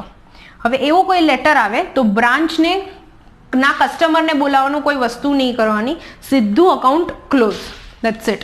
કેમ કે આમાં સીધું ગવર્મેન્ટ અને પોલીસ ડિપાર્ટમેન્ટ ઇન્વોલ્વ છે, એટલે આની અંદર બેંક પોતાની કોઈ ડિસિશન્સ લઈ ના શકે. ઘણી વખત એવું થાય કે કસ્ટમર, કેમ કે બેંક જો અગર કસ્ટમરને કહેશે ને કે ભાઈ, અગર જાણીતા હોય કે ભઈલું જો તારા નામે આવ્યું છે આવું લેટર, તો એ માણસ, એ કસ્ટમર શું કરશે, પૈસા બધા વિડ્રો કરી લેશે, પછી બેંકને કહેશે કર દો તમે તમારા બંધ. આવું કંઈ થાય ને તો ઇન્કમ ટેક્સવાળા સીધા જે માણસે ક્લોઝ કર્યું છે, મતલબ આપણા કોઈ ઓથોરિટી જેમ કે બ્રાન્ચ મેનેજર છે, ડેપ્યુટી બ્રાન્ચ મેનેજર છે, ઝોનલ હેડ છે, તો સીધા એ લોકોને જ બોલાવે કે તમને કોણે પૂછ્યું, કોણે કીધું તમને કે એ વ્યક્તિને બોલાવો કસ્ટમરને અને પૈસા લઈ જઈને પછી તમને ક્લોઝ કરવાનું, તમને કોણે કીધું, રાઈટ. અમારા લેટર પ્રમાણે અમે તમને એવો ઓર્ડર આપેલો હતો કે બેંકને એવો ઓર્ડર આપ્યો હતો કે આ જે અકાઉન્ટ છે અત્યારે ને અત્યારે બંધ કરો. હવે એની માટે પછી ઇન્કમ ટેક્સવાળા શું કરે છે કે લેટર જે છે કોકના હાથે મોકલાવે છે. કોકના મતલબ જે સુપરવાઇઝર હોય, રાઈટ, જે સિનિયર પર્સન હોય એના હાથે મોકલાવે છે, સો દેટ એ વ્યક્તિની સામે બેંક એ જે અકાઉન્ટ છે એ બંધ કરી શકે અને બેંક કસ્ટમરને બોલાવવાનો ટાઈમ ના મળે બેંકને, રાઈટ. પહેલાં એવું હતું કે પોસ્ટમાં આવી જતું હતું, પોસ્ટમાં હજુ પણ આવે છે ઇન્કમ ટેક્સના લેટર્સ, પણ એ કેવા આવે છે કે અકાઉન્ટને ફ્રીઝ કરવાનું છે, સ્ટેટમેન્ટ આપો, કેવાયસી આપો, એવા બધા જે હોય ને એ લેટર પોસ્ટમાંથી આવે. બટ આવા કોઈ હોય ને કે સીધા એને ક્લોઝ જ કરવાનું હોય તો ઇન્કમ ટેક્સવાળા એમના જે ઓફિસર્સ છે એ લોકોને લેટર લઈને મોકલે, સો દેટ એની સામે બેસીને બેંક અકાઉન્ટને ક્લોઝ કરી શકે, રાઈટ. તો 6th point was કે કોર્ટનો order. Now 7th point is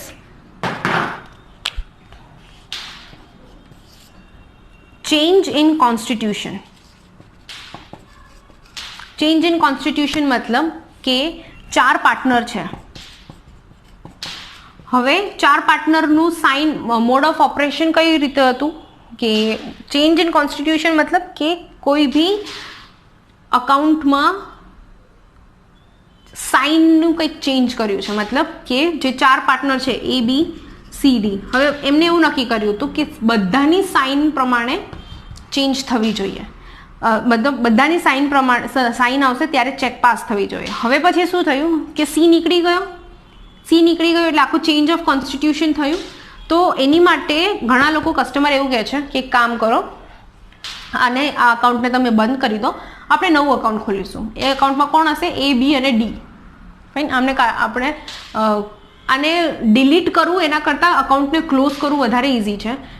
but એક અકાઉન્ટ બંધ કર્યા પછી તરત જ આમનું બીજું અકાઉન્ટ ખોલવું એ પણ રિસ્ક કન્ટેનમેન્ટ યુનિટવાળા ચેક કરે છે કે આવું તો કેવું કામ કર્યું કસ્ટમર કે હમણાં જ બંધ કર્યું ને હમણાં પાછું ચાલુ કરી નાખ્યું. એટલે અંદરની સ્ટોરી એકચ્યુઅલમાં આરસીયુને ના ખબર હોય, એ પછી બેંકને બ્રાન્ચને એને કહેવું પડે કે સર આવું હતું, આટલા કોમ્પ્લિકેશન્સ હતા ડિલીટ કરવામાં, એટલા માટે અમે લોકોએ સીને ડિલીટ નથી કર્યું અને આખું ડિલીટ કર્યું અને પછી અમે લોકોએ નવું અકાઉન્ટ અમે લોકો ચાલુ કરીએ છીએ. રાઈટ. સો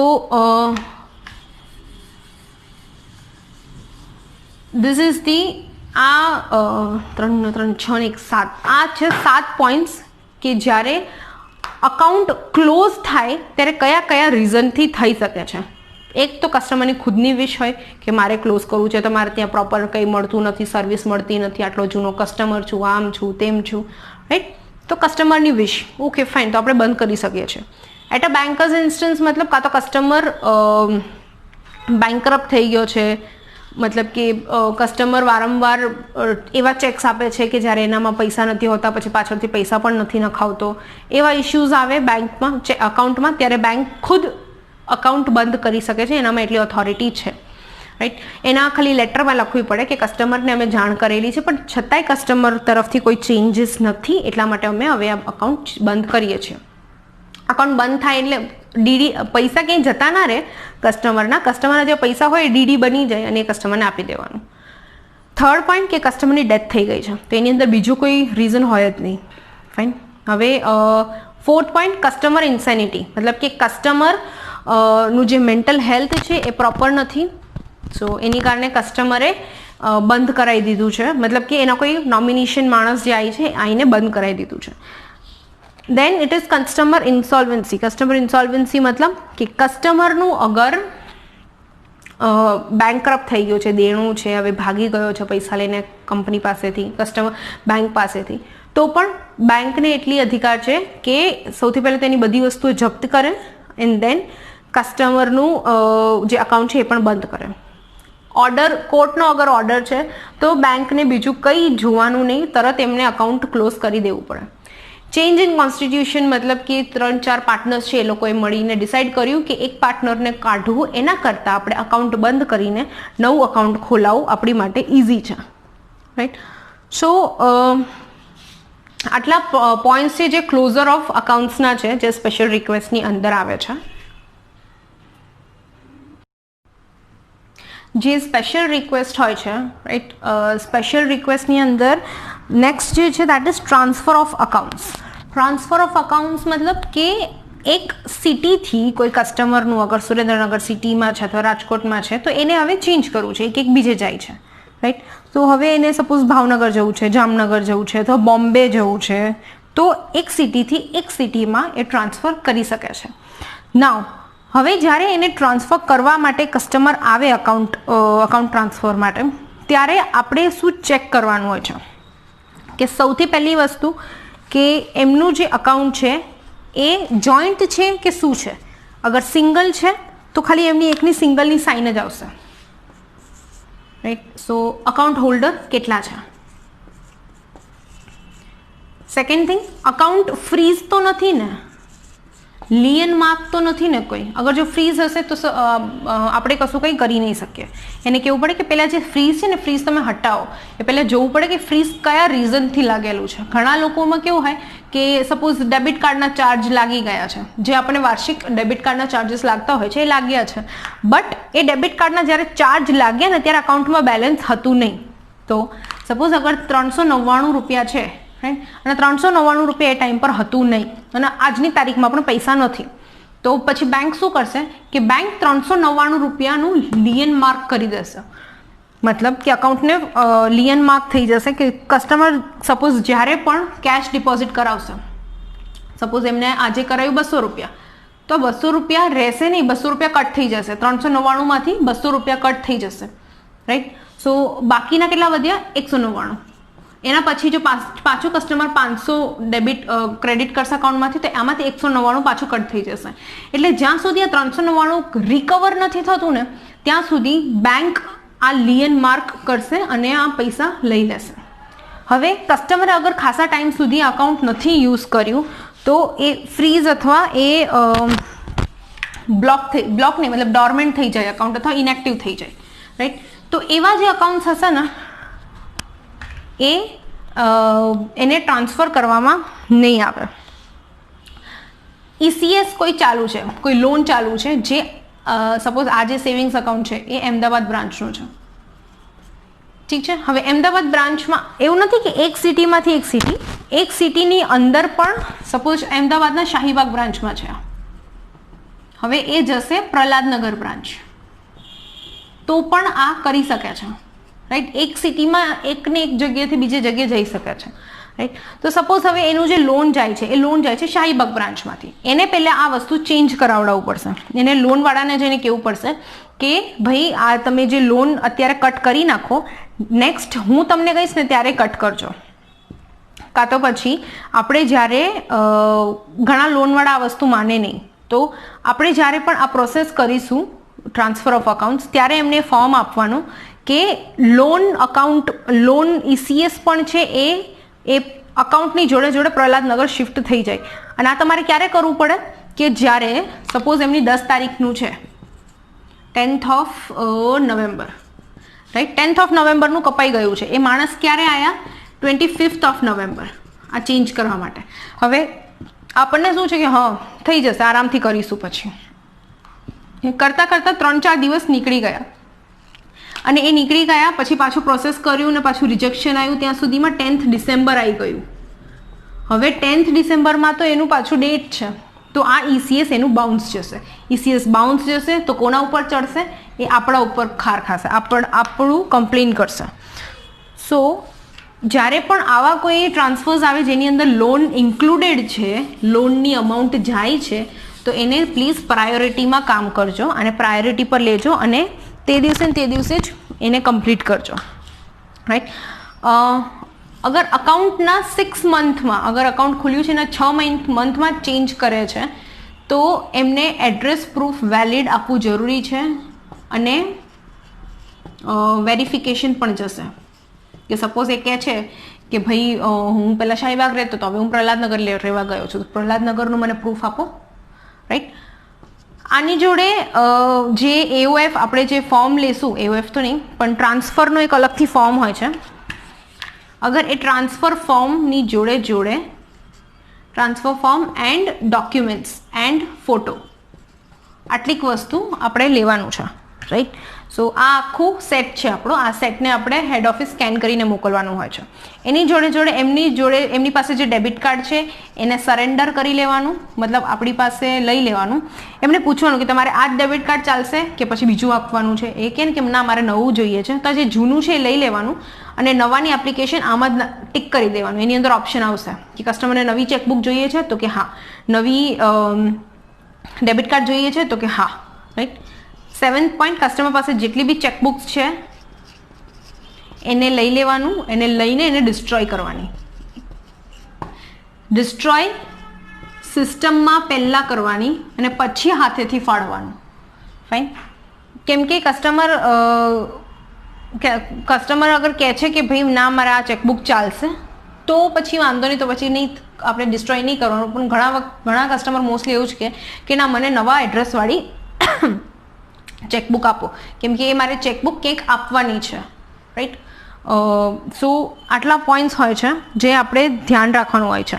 ATM કાર્ડ એમને, હા અગર જો કોઈ બેંકમાં લોકરની ફેસિલિટી છે, લોકરની ફેસિલિટી સપોઝ શાહીબાગ બ્રાન્ચ પર છે અને એ માણસનું લોકર, આમાં એક લોકર એને રાખેલું છે, તો એ વસ્તુ પણ એમને પૂછવાની કે સર જે લોકર છે તમારી પાસે લોકર, એ લોકર પણ તમારે પ્રહલાદનગર શિફ્ટ કરવાનું છે કે એ અહીંયા જ રાખવાનું છે, રાઈટ. એની પણ તમને ટ્રાન્સફરના ફોર્મમાં બધા ઓપ્શન્સ તમને મળી જશે, એટલે એની અંદર એ ટિક કરવાનું, ફાઇન. સો આમાં જે સ્ટેપ 1 ટ્રાન્સફરનો ફોર્મ લેવાનું, એની જોડે ડોક્યુમેન્ટ્સ અને એની જોડે ફોટો, ફાઇન. બધી જગ્યાએ સિગ્નેચર, એમની સિગ્નેચર લેવાની અને પછી સિગ્નેચર વેરીફાઈ કરવાનું. સિગ્નેચર વેરીફાઈ કર્યા પછી ડોક્યુમેન્ટ્સને વેરીફાઈ કરવાનું, મતલબ કે OSV લગાડવાનું, original seen and verified. Step 4 ઓથોરિટીની સાઇન, તમારી જે ઓથોરિટીની સાઇન હોય છે એની સાઇન અને ખુદની પણ સાઇન. અને દેન સ્ટેપ 5 આને સ્કેન કરવાનું. સ્ટેપ 6 અને હેડ ઓફિસમાં મોકલવાનું. સ્ટેપ 7 રિજેક્શન ચેક કરવાનું, બને એટલું રિજેક્શન નહીં લાવવાનું આમાં. એન્ડ સ્ટેપ 8 રિજેક્શન છે તો એને રિઝોલ્વ કરીને પાછું રીસેન્ડ કરવાનું. એટલે આ જે પોર્શન છે scan, send to HO, rejection, then resolve and resend, આ જે છે આ બધી વસ્તુ સેમ જ રહેશે. આ પણ બધી વસ્તુ સેમ રહેશે. ખાલી ફરક ક્યાં છે સ્ટેપ 1માં કે કયું ફોર્મ લેવાનું છે, રાઈટ. ડિલિશન છે તો ડિલિશનનું એઓએફ ફોર્મમાં ડિલિશન, એડિશન એ આવી જાય છે, right.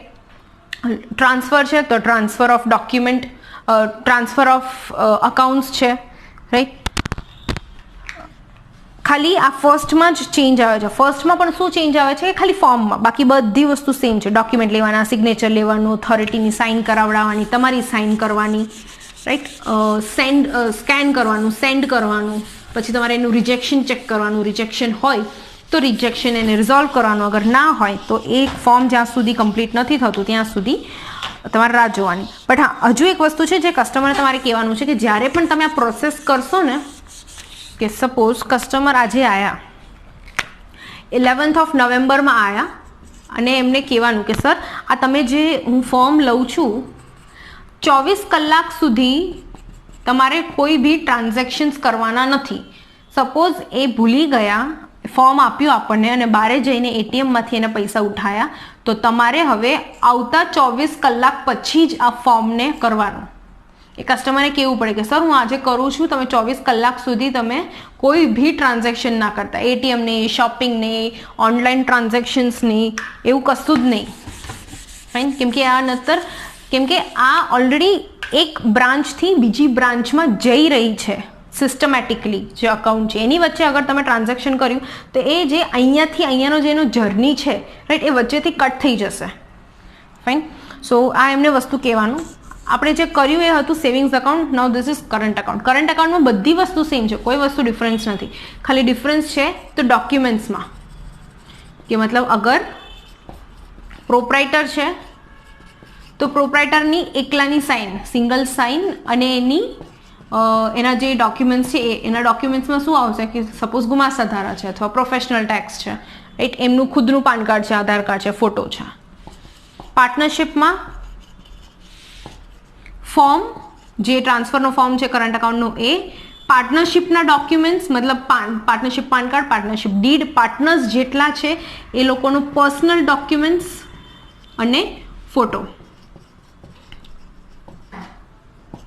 Same goes with private limited અને લિમિટેડ કંપની. પ્રાઇવેટ લિમિટેડ અને લિમિટેડમાં પણ સેમ ફોર્મ લેવાનું. પ્રાઇવેટ લિમિટેડ અને લિમિટેડનું પાન કાર્ડ, એમનું જે મેમોરેન્ડમ ઓફ એસોસિએશન્સ છે, આર્ટિકલ ઓફ એસોસિએશન છે, સર્ટિફિકેટ ઓફ ઇન્કોર્પોરેશન છે જેની અંદર એડ્રેસીસ આવશે, એ બધું લઈને સ્ટેપ પાછું સેમ કે આ ફોર્મ લેવાના. કરંટ અકાઉન્ટમાં થોડું વધી જશે કેમ કે આ લોકોના પાર્ટનરશિપ, અગર પાર્ટનરશિપ ફોર્મ છે, પ્રાઇવેટ લિમિટેડ છે, એ લોકોના જે ડોક્યુમેન્ટ છે ને એ થોડાક વધી જશે. બાકી એમાં કોઈ બી ટાઈપનો ડિફરન્સ એમાં નથી આવતો, right. So this was the transfer of accounts, જે સેવિંગ્સ અકાઉન્ટ અને કરંટ અકાઉન્ટ છે.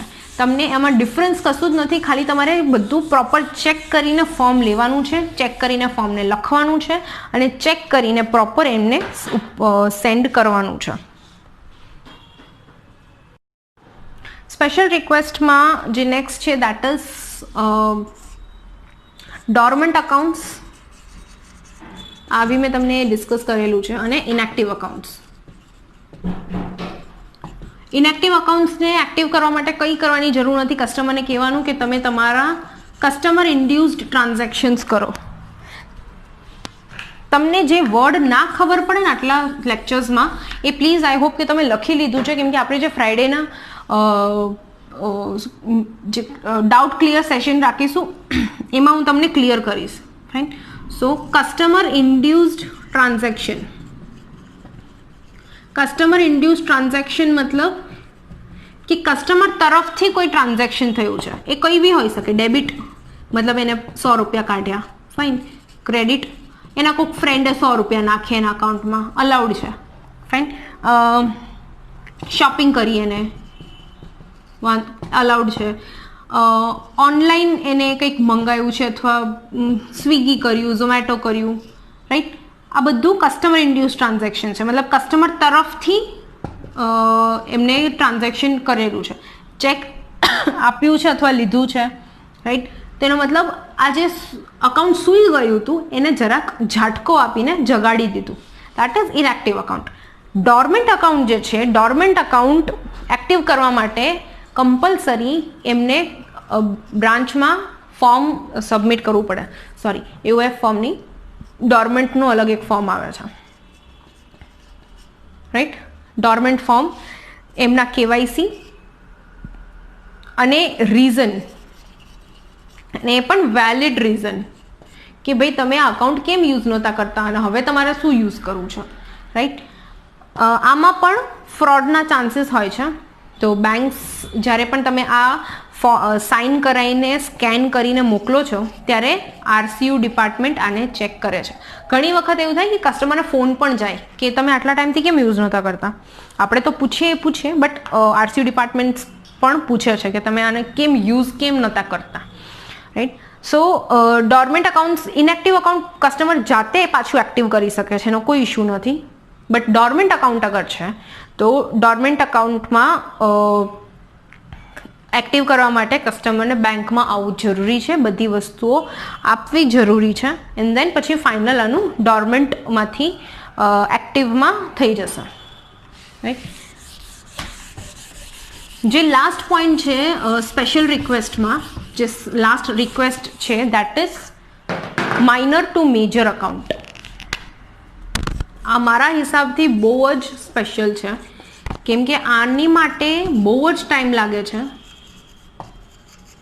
માઇનર ટુ મેજર અકાઉન્ટ મતલબ કોઈ સ્ટુડન્ટ અથવા કોઈ છોકરાનો જે 18 વર્ષથી નાના છે, 18 લેસનું અગર અકાઉન્ટ ખોલ્યું છે સેવિંગ્સ અકાઉન્ટ, તો એ શેમાં જશે? માઇનરમાં જશે, કેમ કે તો હજુ નાનું બચ્ચું છે. જ્યારે એનું 18 પૂરું થઈને 19મું બેસશે ત્યારે ઘણા એવા અકાઉન્ટ છે જે જાતે માઇનરથી મેજરમાં કન્વર્ટ થઈ જાય છે. બટ અગર નથી થતું ત્યારે એના પેરેન્ટ્સ આવે છે બેંકમાં, રાઈટ. એમ કે મારા છોકરાનું માઇનર અકાઉન્ટ છે તો એને મેજરમાં કન્વર્ટ કરવાનું છે. હવે આમાં કઈ વસ્તુની ધ્યાન રાખવાની કે જે બી વ્યક્તિ છે, મતલબ જે બી માઇનર હતું, જે નાનું છોકરું હતું, એની પાસેથી એના ઓબ્વિયસલી એનું પાન કાર્ડ આવી ગયું હશે, પાન કાર્ડ લેવાનું, એનું આધાર કાર્ડ તો હશે જ, અથવા પાસપોર્ટ લો તો વધારે સારું, રાઈટ. આ લેવાનું. હવે એનું જે અકાઉન્ટ હતું એ અકાઉન્ટમાં ગાર્ડિયન તરીકે કોણ હતું, મતલબ કે એના મમ્મી હતા કે પપ્પા હતા, પેરેન્ટ્સમાંથી કોણ હતા, જે બી હોય એમનું પણ ડોક્યુમેન્ટ લેવાનું અને એમની પણ સાઇન આવશે. હવે જ્યારે કોઈ બી વ્યક્તિ માઇનરથી મેજર થાય ત્યારે અકાઉન્ટ જાતે જ ફ્રીઝ થઈ જાય, રાઈટ. હવે અને જ્યારે પણ તમે માઇનરથી એને પાછું મેજરમાં કન્વર્ટ કરશો ને એટલે આ ફ્રીઝ જે છે ને હટી જશે જાતે. નાવ આ જ્યારે પણ તમે કરો ત્યારે સ્ટેપ 1 માઇનર ટુ મેજરનો ફોર્મ લેવાનું. આ મેં જેમ કીધું ડોક્યુમેન્ટ્સ બંનેના, જે મેજર થયું છે એનું પણ અને પેરેન્ટ્સનું પણ. નવી સાઇન આવશે. અત્યાર સુધી કોના સાઇનથી ચાલતું હતું? ગાર્ડિયનના સાઇનથી ચાલતું હતું. હવે કોના સાઇનથી ચાલશે? એ જે વ્યક્તિ છે જે મેજર થઈ ગયું છે એના સાઇનથી. એટલે એની જે સાઇન છે એની માટે અલગથી આમ બોક્સ આપેલું છે, એમને કહેવાનું કે તમારે અહીંયા ધ્યાનથી સાઇન કરો. આ જે સાઇન કરશો એ જ તમે આ અકાઉન્ટમાં અમે હવે ચલાવીશું, રાઈટ. દેન નોમિનેશન માંગશે. નોમિનેશનમાં ધ્યાન રાખજો કે જે કોઈ બી ગાર્ડિયન હતું એ નોમિનીમાં નહીં રહે. મતલબ સપોઝ અગર મમ્મી ગાર્ડિયન હતી તો મમ્મી નહીં રહે, એની જગ્યાએ પપ્પા અથવા ભાઈને કરી શકો છો. સેમ ગોઝ વિથ પપ્પા, કે અગર પપ્પા હતા તો પપ્પા નહીં રહી શકે, તમારે મમ્મીને as a Guardian as a nominee તમારે કરવાનું છે, રાઈટ. સિગ્નેચર જે આ મેજર થઈ ગયેલું જે સિગ્નેચર છે એને ચેક કરવાની જરૂર નથી, કેમ કે એની સિગ્નેચર સિસ્ટમમાં ક્યાંય નહીં હોય. એટલા માટે અહીંયા જે પણ એ સિગ્નેચર કરશે એ જ કેપ્ચર કરવામાં આવશે. ગાર્ડિયનની જે સિગ્નેચર છે એ સિગ્નેચરને તમારે વેરીફાઈ કરવાનું છે, રાઈટ. સ્ટેપ નંબર 6 ઓથોરિટીની સિગ્નેચર અને તમારી સિગ્નેચર.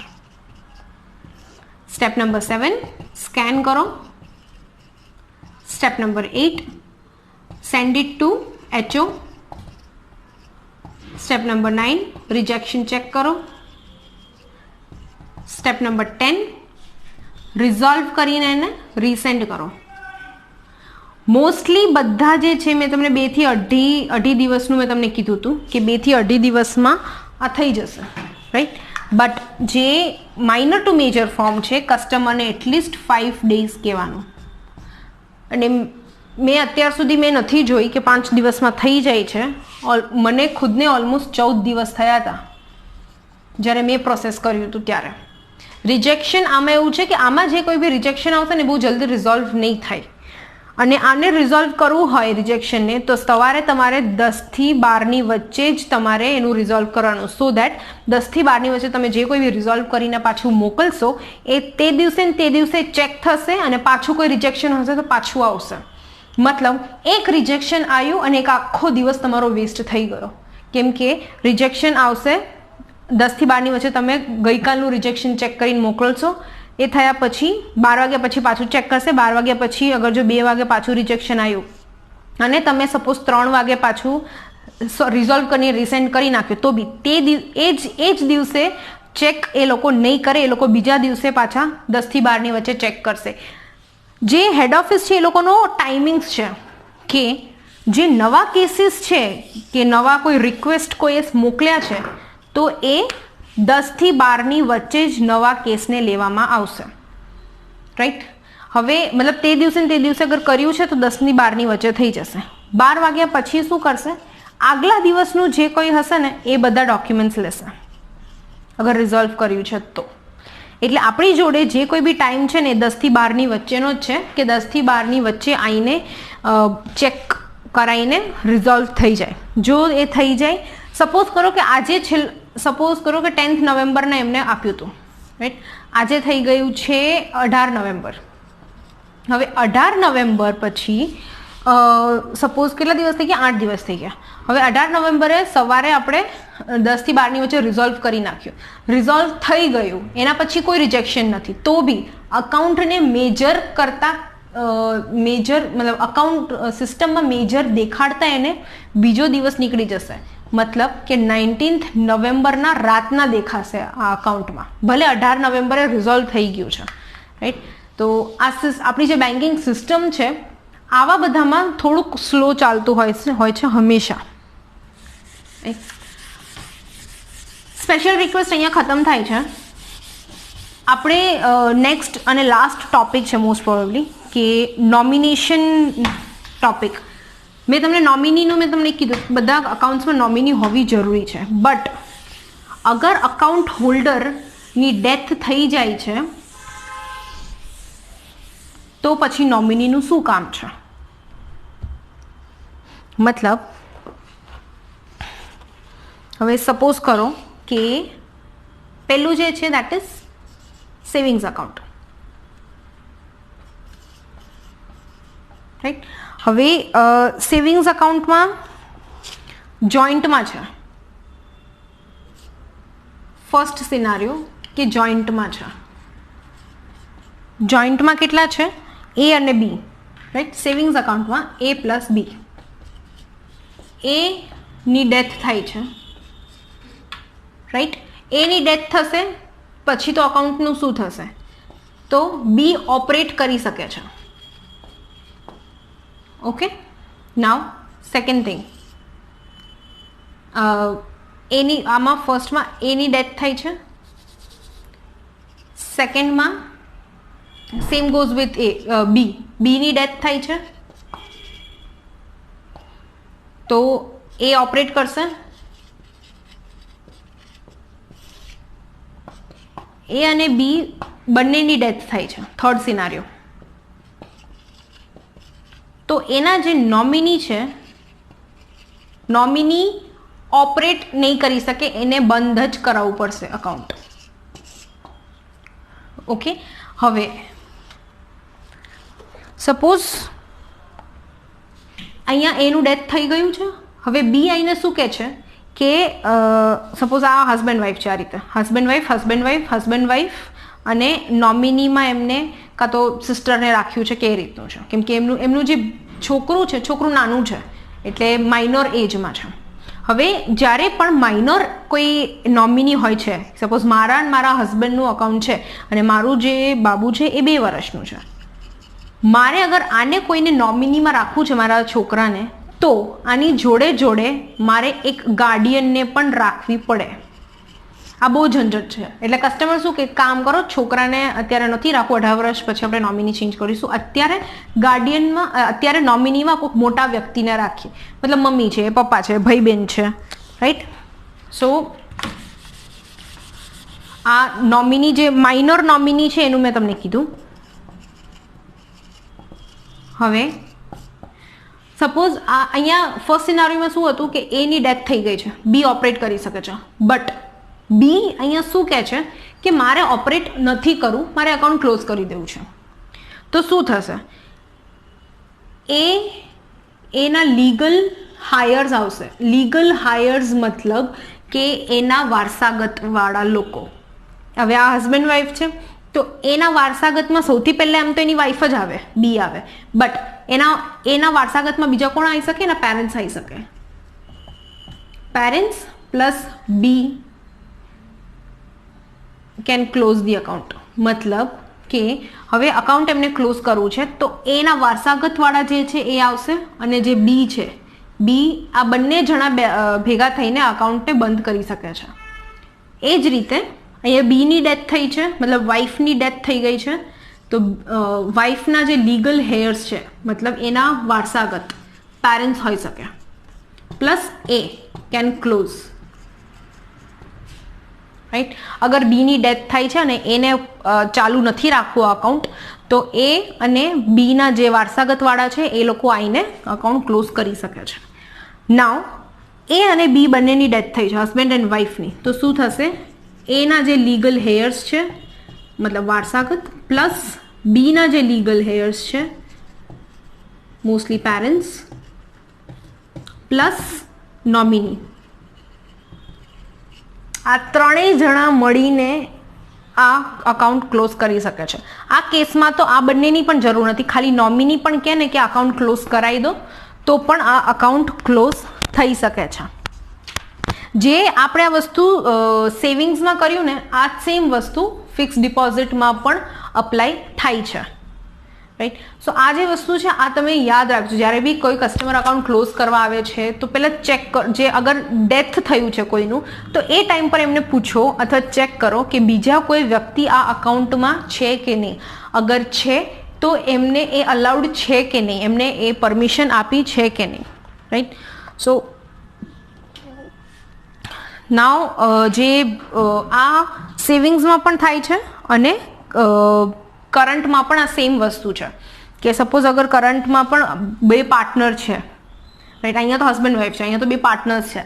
2 પાર્ટનર્સમાં પણ અગર આવું કંઈ થાય છે તો એ પાર્ટનરના ફેમિલીવાળા અને બીને આ લોકોને અગર ઓપરેટ કરવું છે, મતલબ અકાઉન્ટ ચાલુ રાખવું છે, તો કોઈ પ્રોબ્લેમ નથી, અકાઉન્ટ ચાલુ રહી શકે છે. વાત અહીંયા ક્યારે આવે છે કે જ્યારે અકાઉન્ટ એમને બંધ કરવું છે, રાઈટ, અને એમને કોઈ બી વસ્તુ ચાલુ નથી રાખવી, તો એ ટાઈમ પર અગર જો આમાં લોન ચાલુ હશે તો પ્રોબ્લેમ થશે. લોન ચાલુ હશે તો આ બંધ નહીં થઈ શકે જ્યાં સુધી એ લોકો લોન પેડ અપ નથી કરતા ત્યાં સુધી, રાઈટ. સો આ જે અકાઉન્ટ્સનું જે હતું, હજુ એક વસ્તુ તમને કહી દઉં. ડેથ, જ્યારે પણ કોઈ કસ્ટમરનું ડેથવાળું કોઈ આવે ને ત્યારે એના ફેમિલીને એક રાહત આપવા માટે બેંકે એક શું કહેવાય એક સ્કીમ કાઢેલી છે ડેબિટ કાર્ડ ઉપર. એ આઈ ગેસ તમને બધાને ખબર જ હશે. દેટ ઇઝ કે જે બી કોઈ ડેબિટ કાર્ડ છે, ડેબિટ કાર્ડમાં એ લોકો એક્સિડેન્ટલ અથવા ડેથ કવર આપે છે, જે રીતે ઇન્સ્યોરન્સમાં આપે છે. ડેથ કવર હોય દરેક ડેબિટ કાર્ડમાં. 2 લાખ હોઈ શકે, 1 લાખ હોઈ શકે, 4 લાખ હોઈ શકે, રાઈટ. સો જે પ્રમાણેનું ડેબિટ કાર્ડ છે, મતલબ 299 હોય છે, 500 હોય છે, 1000 રૂપિયાવાળી બી હોય છે, તો બધાના જે ફેસિલિટીઝ છે એ અલગ અલગ હોય છે. તો બેંકે શું કીધેલું છે કે 3 મહિનામાં મતલબ ક્વાર્ટરલી આ જે ડેબિટ કાર્ડ છે એ ક્યાંક સ્વાઇપ થયેલી હોવી જોઈએ. સ્વાઇપ થયેલી હોવી જોઈએ મતલબ પેટ્રોલ પંપમાં સ્વાઇપ થયેલી હોવી જોઈએ, ઓનલાઈન શોપિંગ દરમિયાન કંઈક થયું, ઓનલાઈન શોપિંગ નહીં બટ એટીએમમાં સ્વાઇપ થયેલી હોવી જોઈએ, કંઈક કોઈ શોપિંગ કરવા ગયા હતા ત્યાં એ કાર્ડ વપરાયેલો હોવો જોઈએ, રાઈટ. ક્વાર્ટરમાં એક વખત, 3 મહિને એક વખત, રાઈટ. તો સપોઝ આ જેન, ફેબ અને માર્ચ ચાલી રહ્યું છે. સપોઝ કરો કે આ ક્વાર્ટર ચાલે છે, જેન ફેબ માર્ચ વાળું ક્વાર્ટર ચાલે છે. હવે આપણે છીએ ફેબ્રુઆરીમાં, આ અકાઉન્ટ છે મારું. ફેબ્રુઆરીમાં મેં 20 તારીખે સ્વાઇપ કર્યું હતું પેટ્રોલ પંપ પર, રાઈટ. દેન માર્ચ મહિનામાં મારી ડેથ થાય છે. માર્ચ મહિનામાં મારી ડેથ થાય છે તો મારા નોમિની શું કરશે, મતલબ મારા અકાઉન્ટના નોમિની સપોઝ મમ્મી છે તો મમ્મી શું કરશે, મારું ડેથ સર્ટિફિકેટ લેશે. ડેથ સર્ટિફિકેટ લઈને એ જશે બેંકમાં કે ભાઈ મારું અકાઉન્ટ છે, મારા છોકરીનું અકાઉન્ટ છે, આને બંધ કરાવી દો. એ ટાઈમ પર બેંકને શું કરવાનું કે સપોઝ એમને એ ચેક કરવાનું કે ડેબિટ કાર્ડ એક્ટિવ છે કે નહીં. એ તમે સ્ટેટમેન્ટમાં જોશો ને એટલે તમને ખબર પડશે કે ડેબિટ કાર્ડ એક્ટિવ છે કે નહીં. હવે ડેબિટ કાર્ડ એક્ટિવ હોય તો એ જે બેંક છે મારા મમ્મીને કહેશે કે મેડમ તમારા ડેબિટ કાર્ડ એટલે રીનાના ડેબિટ કાર્ડમાં 2 લાખની ડેથ કવર છે, સ્યુસાઇડ નહીં, એક્સિડેન્ટલ ડેથ કવર છે, તો આ જે તમને 2 લાખ સુધી મળી શકે છે. આ એવા લોકો માટે યુઝફુલ નથી કે જે લોકોને પૈસા છે, પ્રોબ્લેમ નથી ઘરે, રાઈટ. એવા લોકો માટે યુઝફુલ નથી, પણ એવા ઘણા લોકો middle class, lower middle class families છે કે જેને આ 2 લાખ રૂપિયા પણ બહુ મોટી અમાઉન્ટ કહેવામાં આવે છે. તો આપણે આ વસ્તુમાં એને બહુ યુઝફુલ થઈ શકે છે. તો બેંકવાળા મારા મમ્મીને કહેશે કે આ જે ડેથ કવર છે, ડેથ કવરમાં તમને 2 લાખ મળે છે. એનું કંઈક 1 દિવસનો પ્રોસિજર હોય છે, રાઈટ, કે જેની અંદર ડેથ સર્ટિફિકેટ જમા કરાવવું પડે. મારા મમ્મી નોમિની છે તો મારા મમ્મીના ડોક્યુમેન્ટ્સ આવશે, એક ડેબિટ કાર્ડનું એક ફોર્મ આવશે, મતલબ ઇન્સ્યોરન્સવાળો ફોર્મ આવશે, ડેબિટ કાર્ડ ઇન્સ્યોરન્સનો ફોર્મ આવશે. આને સ્કેન કરીને મોકલો એટલે મોસ્ટલી આમાં કોઈ રિજેક્શન નથી હોતી, રાઈટ. સાઇન કરીને બધું કરીને પ્રોપર મોકલશો. ડેથ સર્ટિફિકેટમાં અને પોસ્ટમોર્ટમ રિપોર્ટમાં, આઈ ગેસ પોસ્ટમોર્ટમ રિપોર્ટ પણ જોઈએ છે આમાં. પોસ્ટમોર્ટમ રિપોર્ટમાં પણ એની અંદર હોય છે. અગર જો એની અંદર સુસાઇડ આવ્યું ને તો આ નહીં મળે, બાકી એક્સિડેન્ટલ હશે ને તો મળી જશે, રોડ એક્સિડેન્ટલ. આટલું થઈ ગયું. આટલું કરીને સ્કેન કરીને મોકલવાનું. સ્કેન કરીને એ લોકો ચેક કરશે. દેન આઈ ગેસ 2 દિવસ નહીં બટ ઓલમોસ્ટ 4 દિવસ થાય છે આને. 4 ડેઝમાં અગર કોઈ છુટ્ટી નથી આવતી તો 4 ડેઝમાં મારા અકાઉન્ટમાં 2 લાખ રૂપીસ જમા થઈ જશે, જે મારા મમ્મીને યુઝફુલ થશે અને મારી મમ્મી લઈ શકશે, રાઈટ. સો આ એક એક્સ્ટ્રા વસ્તુ છે જે આપણે કસ્ટમર માટે કરી શકીએ છીએ. નાવ આપણું બેન્કિંગનું જે ટોપિક છે એ અહીંયા ફિનિશ થાય છે. જે કોઈ બી ડાઉટ્સ છે તમે લખી લેજો. ફ્રાઈડેના આપણા જે ઓનલાઈન સેશન હશે, ડાઉટ ક્લિયરન્સ સેશન, એની અંદર આપણે આ ડિસ્કસ કરીશું. આપણે આખા લેક્ચર દરમિયાન, આખા સેશન દરમિયાન જે ડિસ્કસ કર્યું that was introduction to bank, કે બેંક ક્યાંથી આવ્યું છે, રાઈટ. બેંક્સના નોર્મ્સ શું હોય છે, બેંક જે આજે આપણે જોઈ રહ્યા છે બ્રાન્ચને, એ ક્યાંથી આવેલું છે. એવું તો નથી કે રાતોરાત આખું બ્રાન્ચ ઊભું થઈ ગયું છે, રાઈટ. મેં તમને રીઝન અને એની હિસ્ટ્રી આખી સમજાવી. રૂપીઝ ક્યાંથી આવ્યું છે એ મેં સમજાયું. રૂપીઝ અથવા મની એ ક્યાંથી આવ્યું છે મેં તમને સમજાયું. મનીની ઇમ્પોર્ટન્સ કેટલી છે અહીંયા. રોલ ઓફ બેંક્સ મેં સમજાયું કે બેંક કોની માટે કઈ રીતે કામ કરે છે. મતલબ કોઈ ઇન્ડિવિજ્યુઅલ માણસ છે તો suppose saving account, current account, fix deposit, recurring deposit, right. Non individual છે તો એને કરંટ અકાઉન્ટ હોય છે. એનઆરઆઈ છે તો એની માટે એનઆરઈ અકાઉન્ટ છે અને એનઆરઓ અકાઉન્ટ છે. રોલ ઓફ બેંક્સમાં લોન્સ એન્ડ ડિપોઝિટ્સ હોય છે, રાઈટ. લોન્સ કયા હોય છે, લાઈક વર્કિંગ કેપિટલમાં સીસી છે, ઓડી છે, રાઈટ. ફોરેન કરન્સીનું મહત્ત્વ કેટલું છે આપણા ઇન્ડિયામાં અને એની માટે બેન્કે અને ગવર્મેન્ટે કઈ કઈ સ્કીમ્સ કાઢેલી છે, રાઈટ. દેન અકાઉન્ટ ઓપનિંગ્સ, કે આપણે અકાઉન્ટ ઓપનિંગના ટાઈમ પર શું ધ્યાન રાખવાનું હોય છે, સેવિંગ અકાઉન્ટનો ફીચર્સ શું હોય છે, કરંટ અકાઉન્ટના ફીચર્સ શું હોય છે, મ્યુચ્યુઅલ ફંડ્સ, મતલબ બેંક જે છે એઝ અ થર્ડ પાર્ટી પણ કામ કરે છે મ્યુચ્યુઅલ ફંડ માટે, ઇન્સ્યોરન્સ માટે.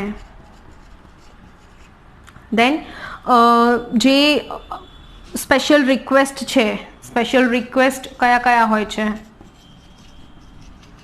આરબીઆઈના ગાઈડલાઇન્સ પ્રમાણે કયા કયા કસ્ટમરને આપણે અકાઉન્ટ ખોલવા જોઈએ અને કયા કસ્ટમરને અકાઉન્ટ ના ખોલવા જોઈએ.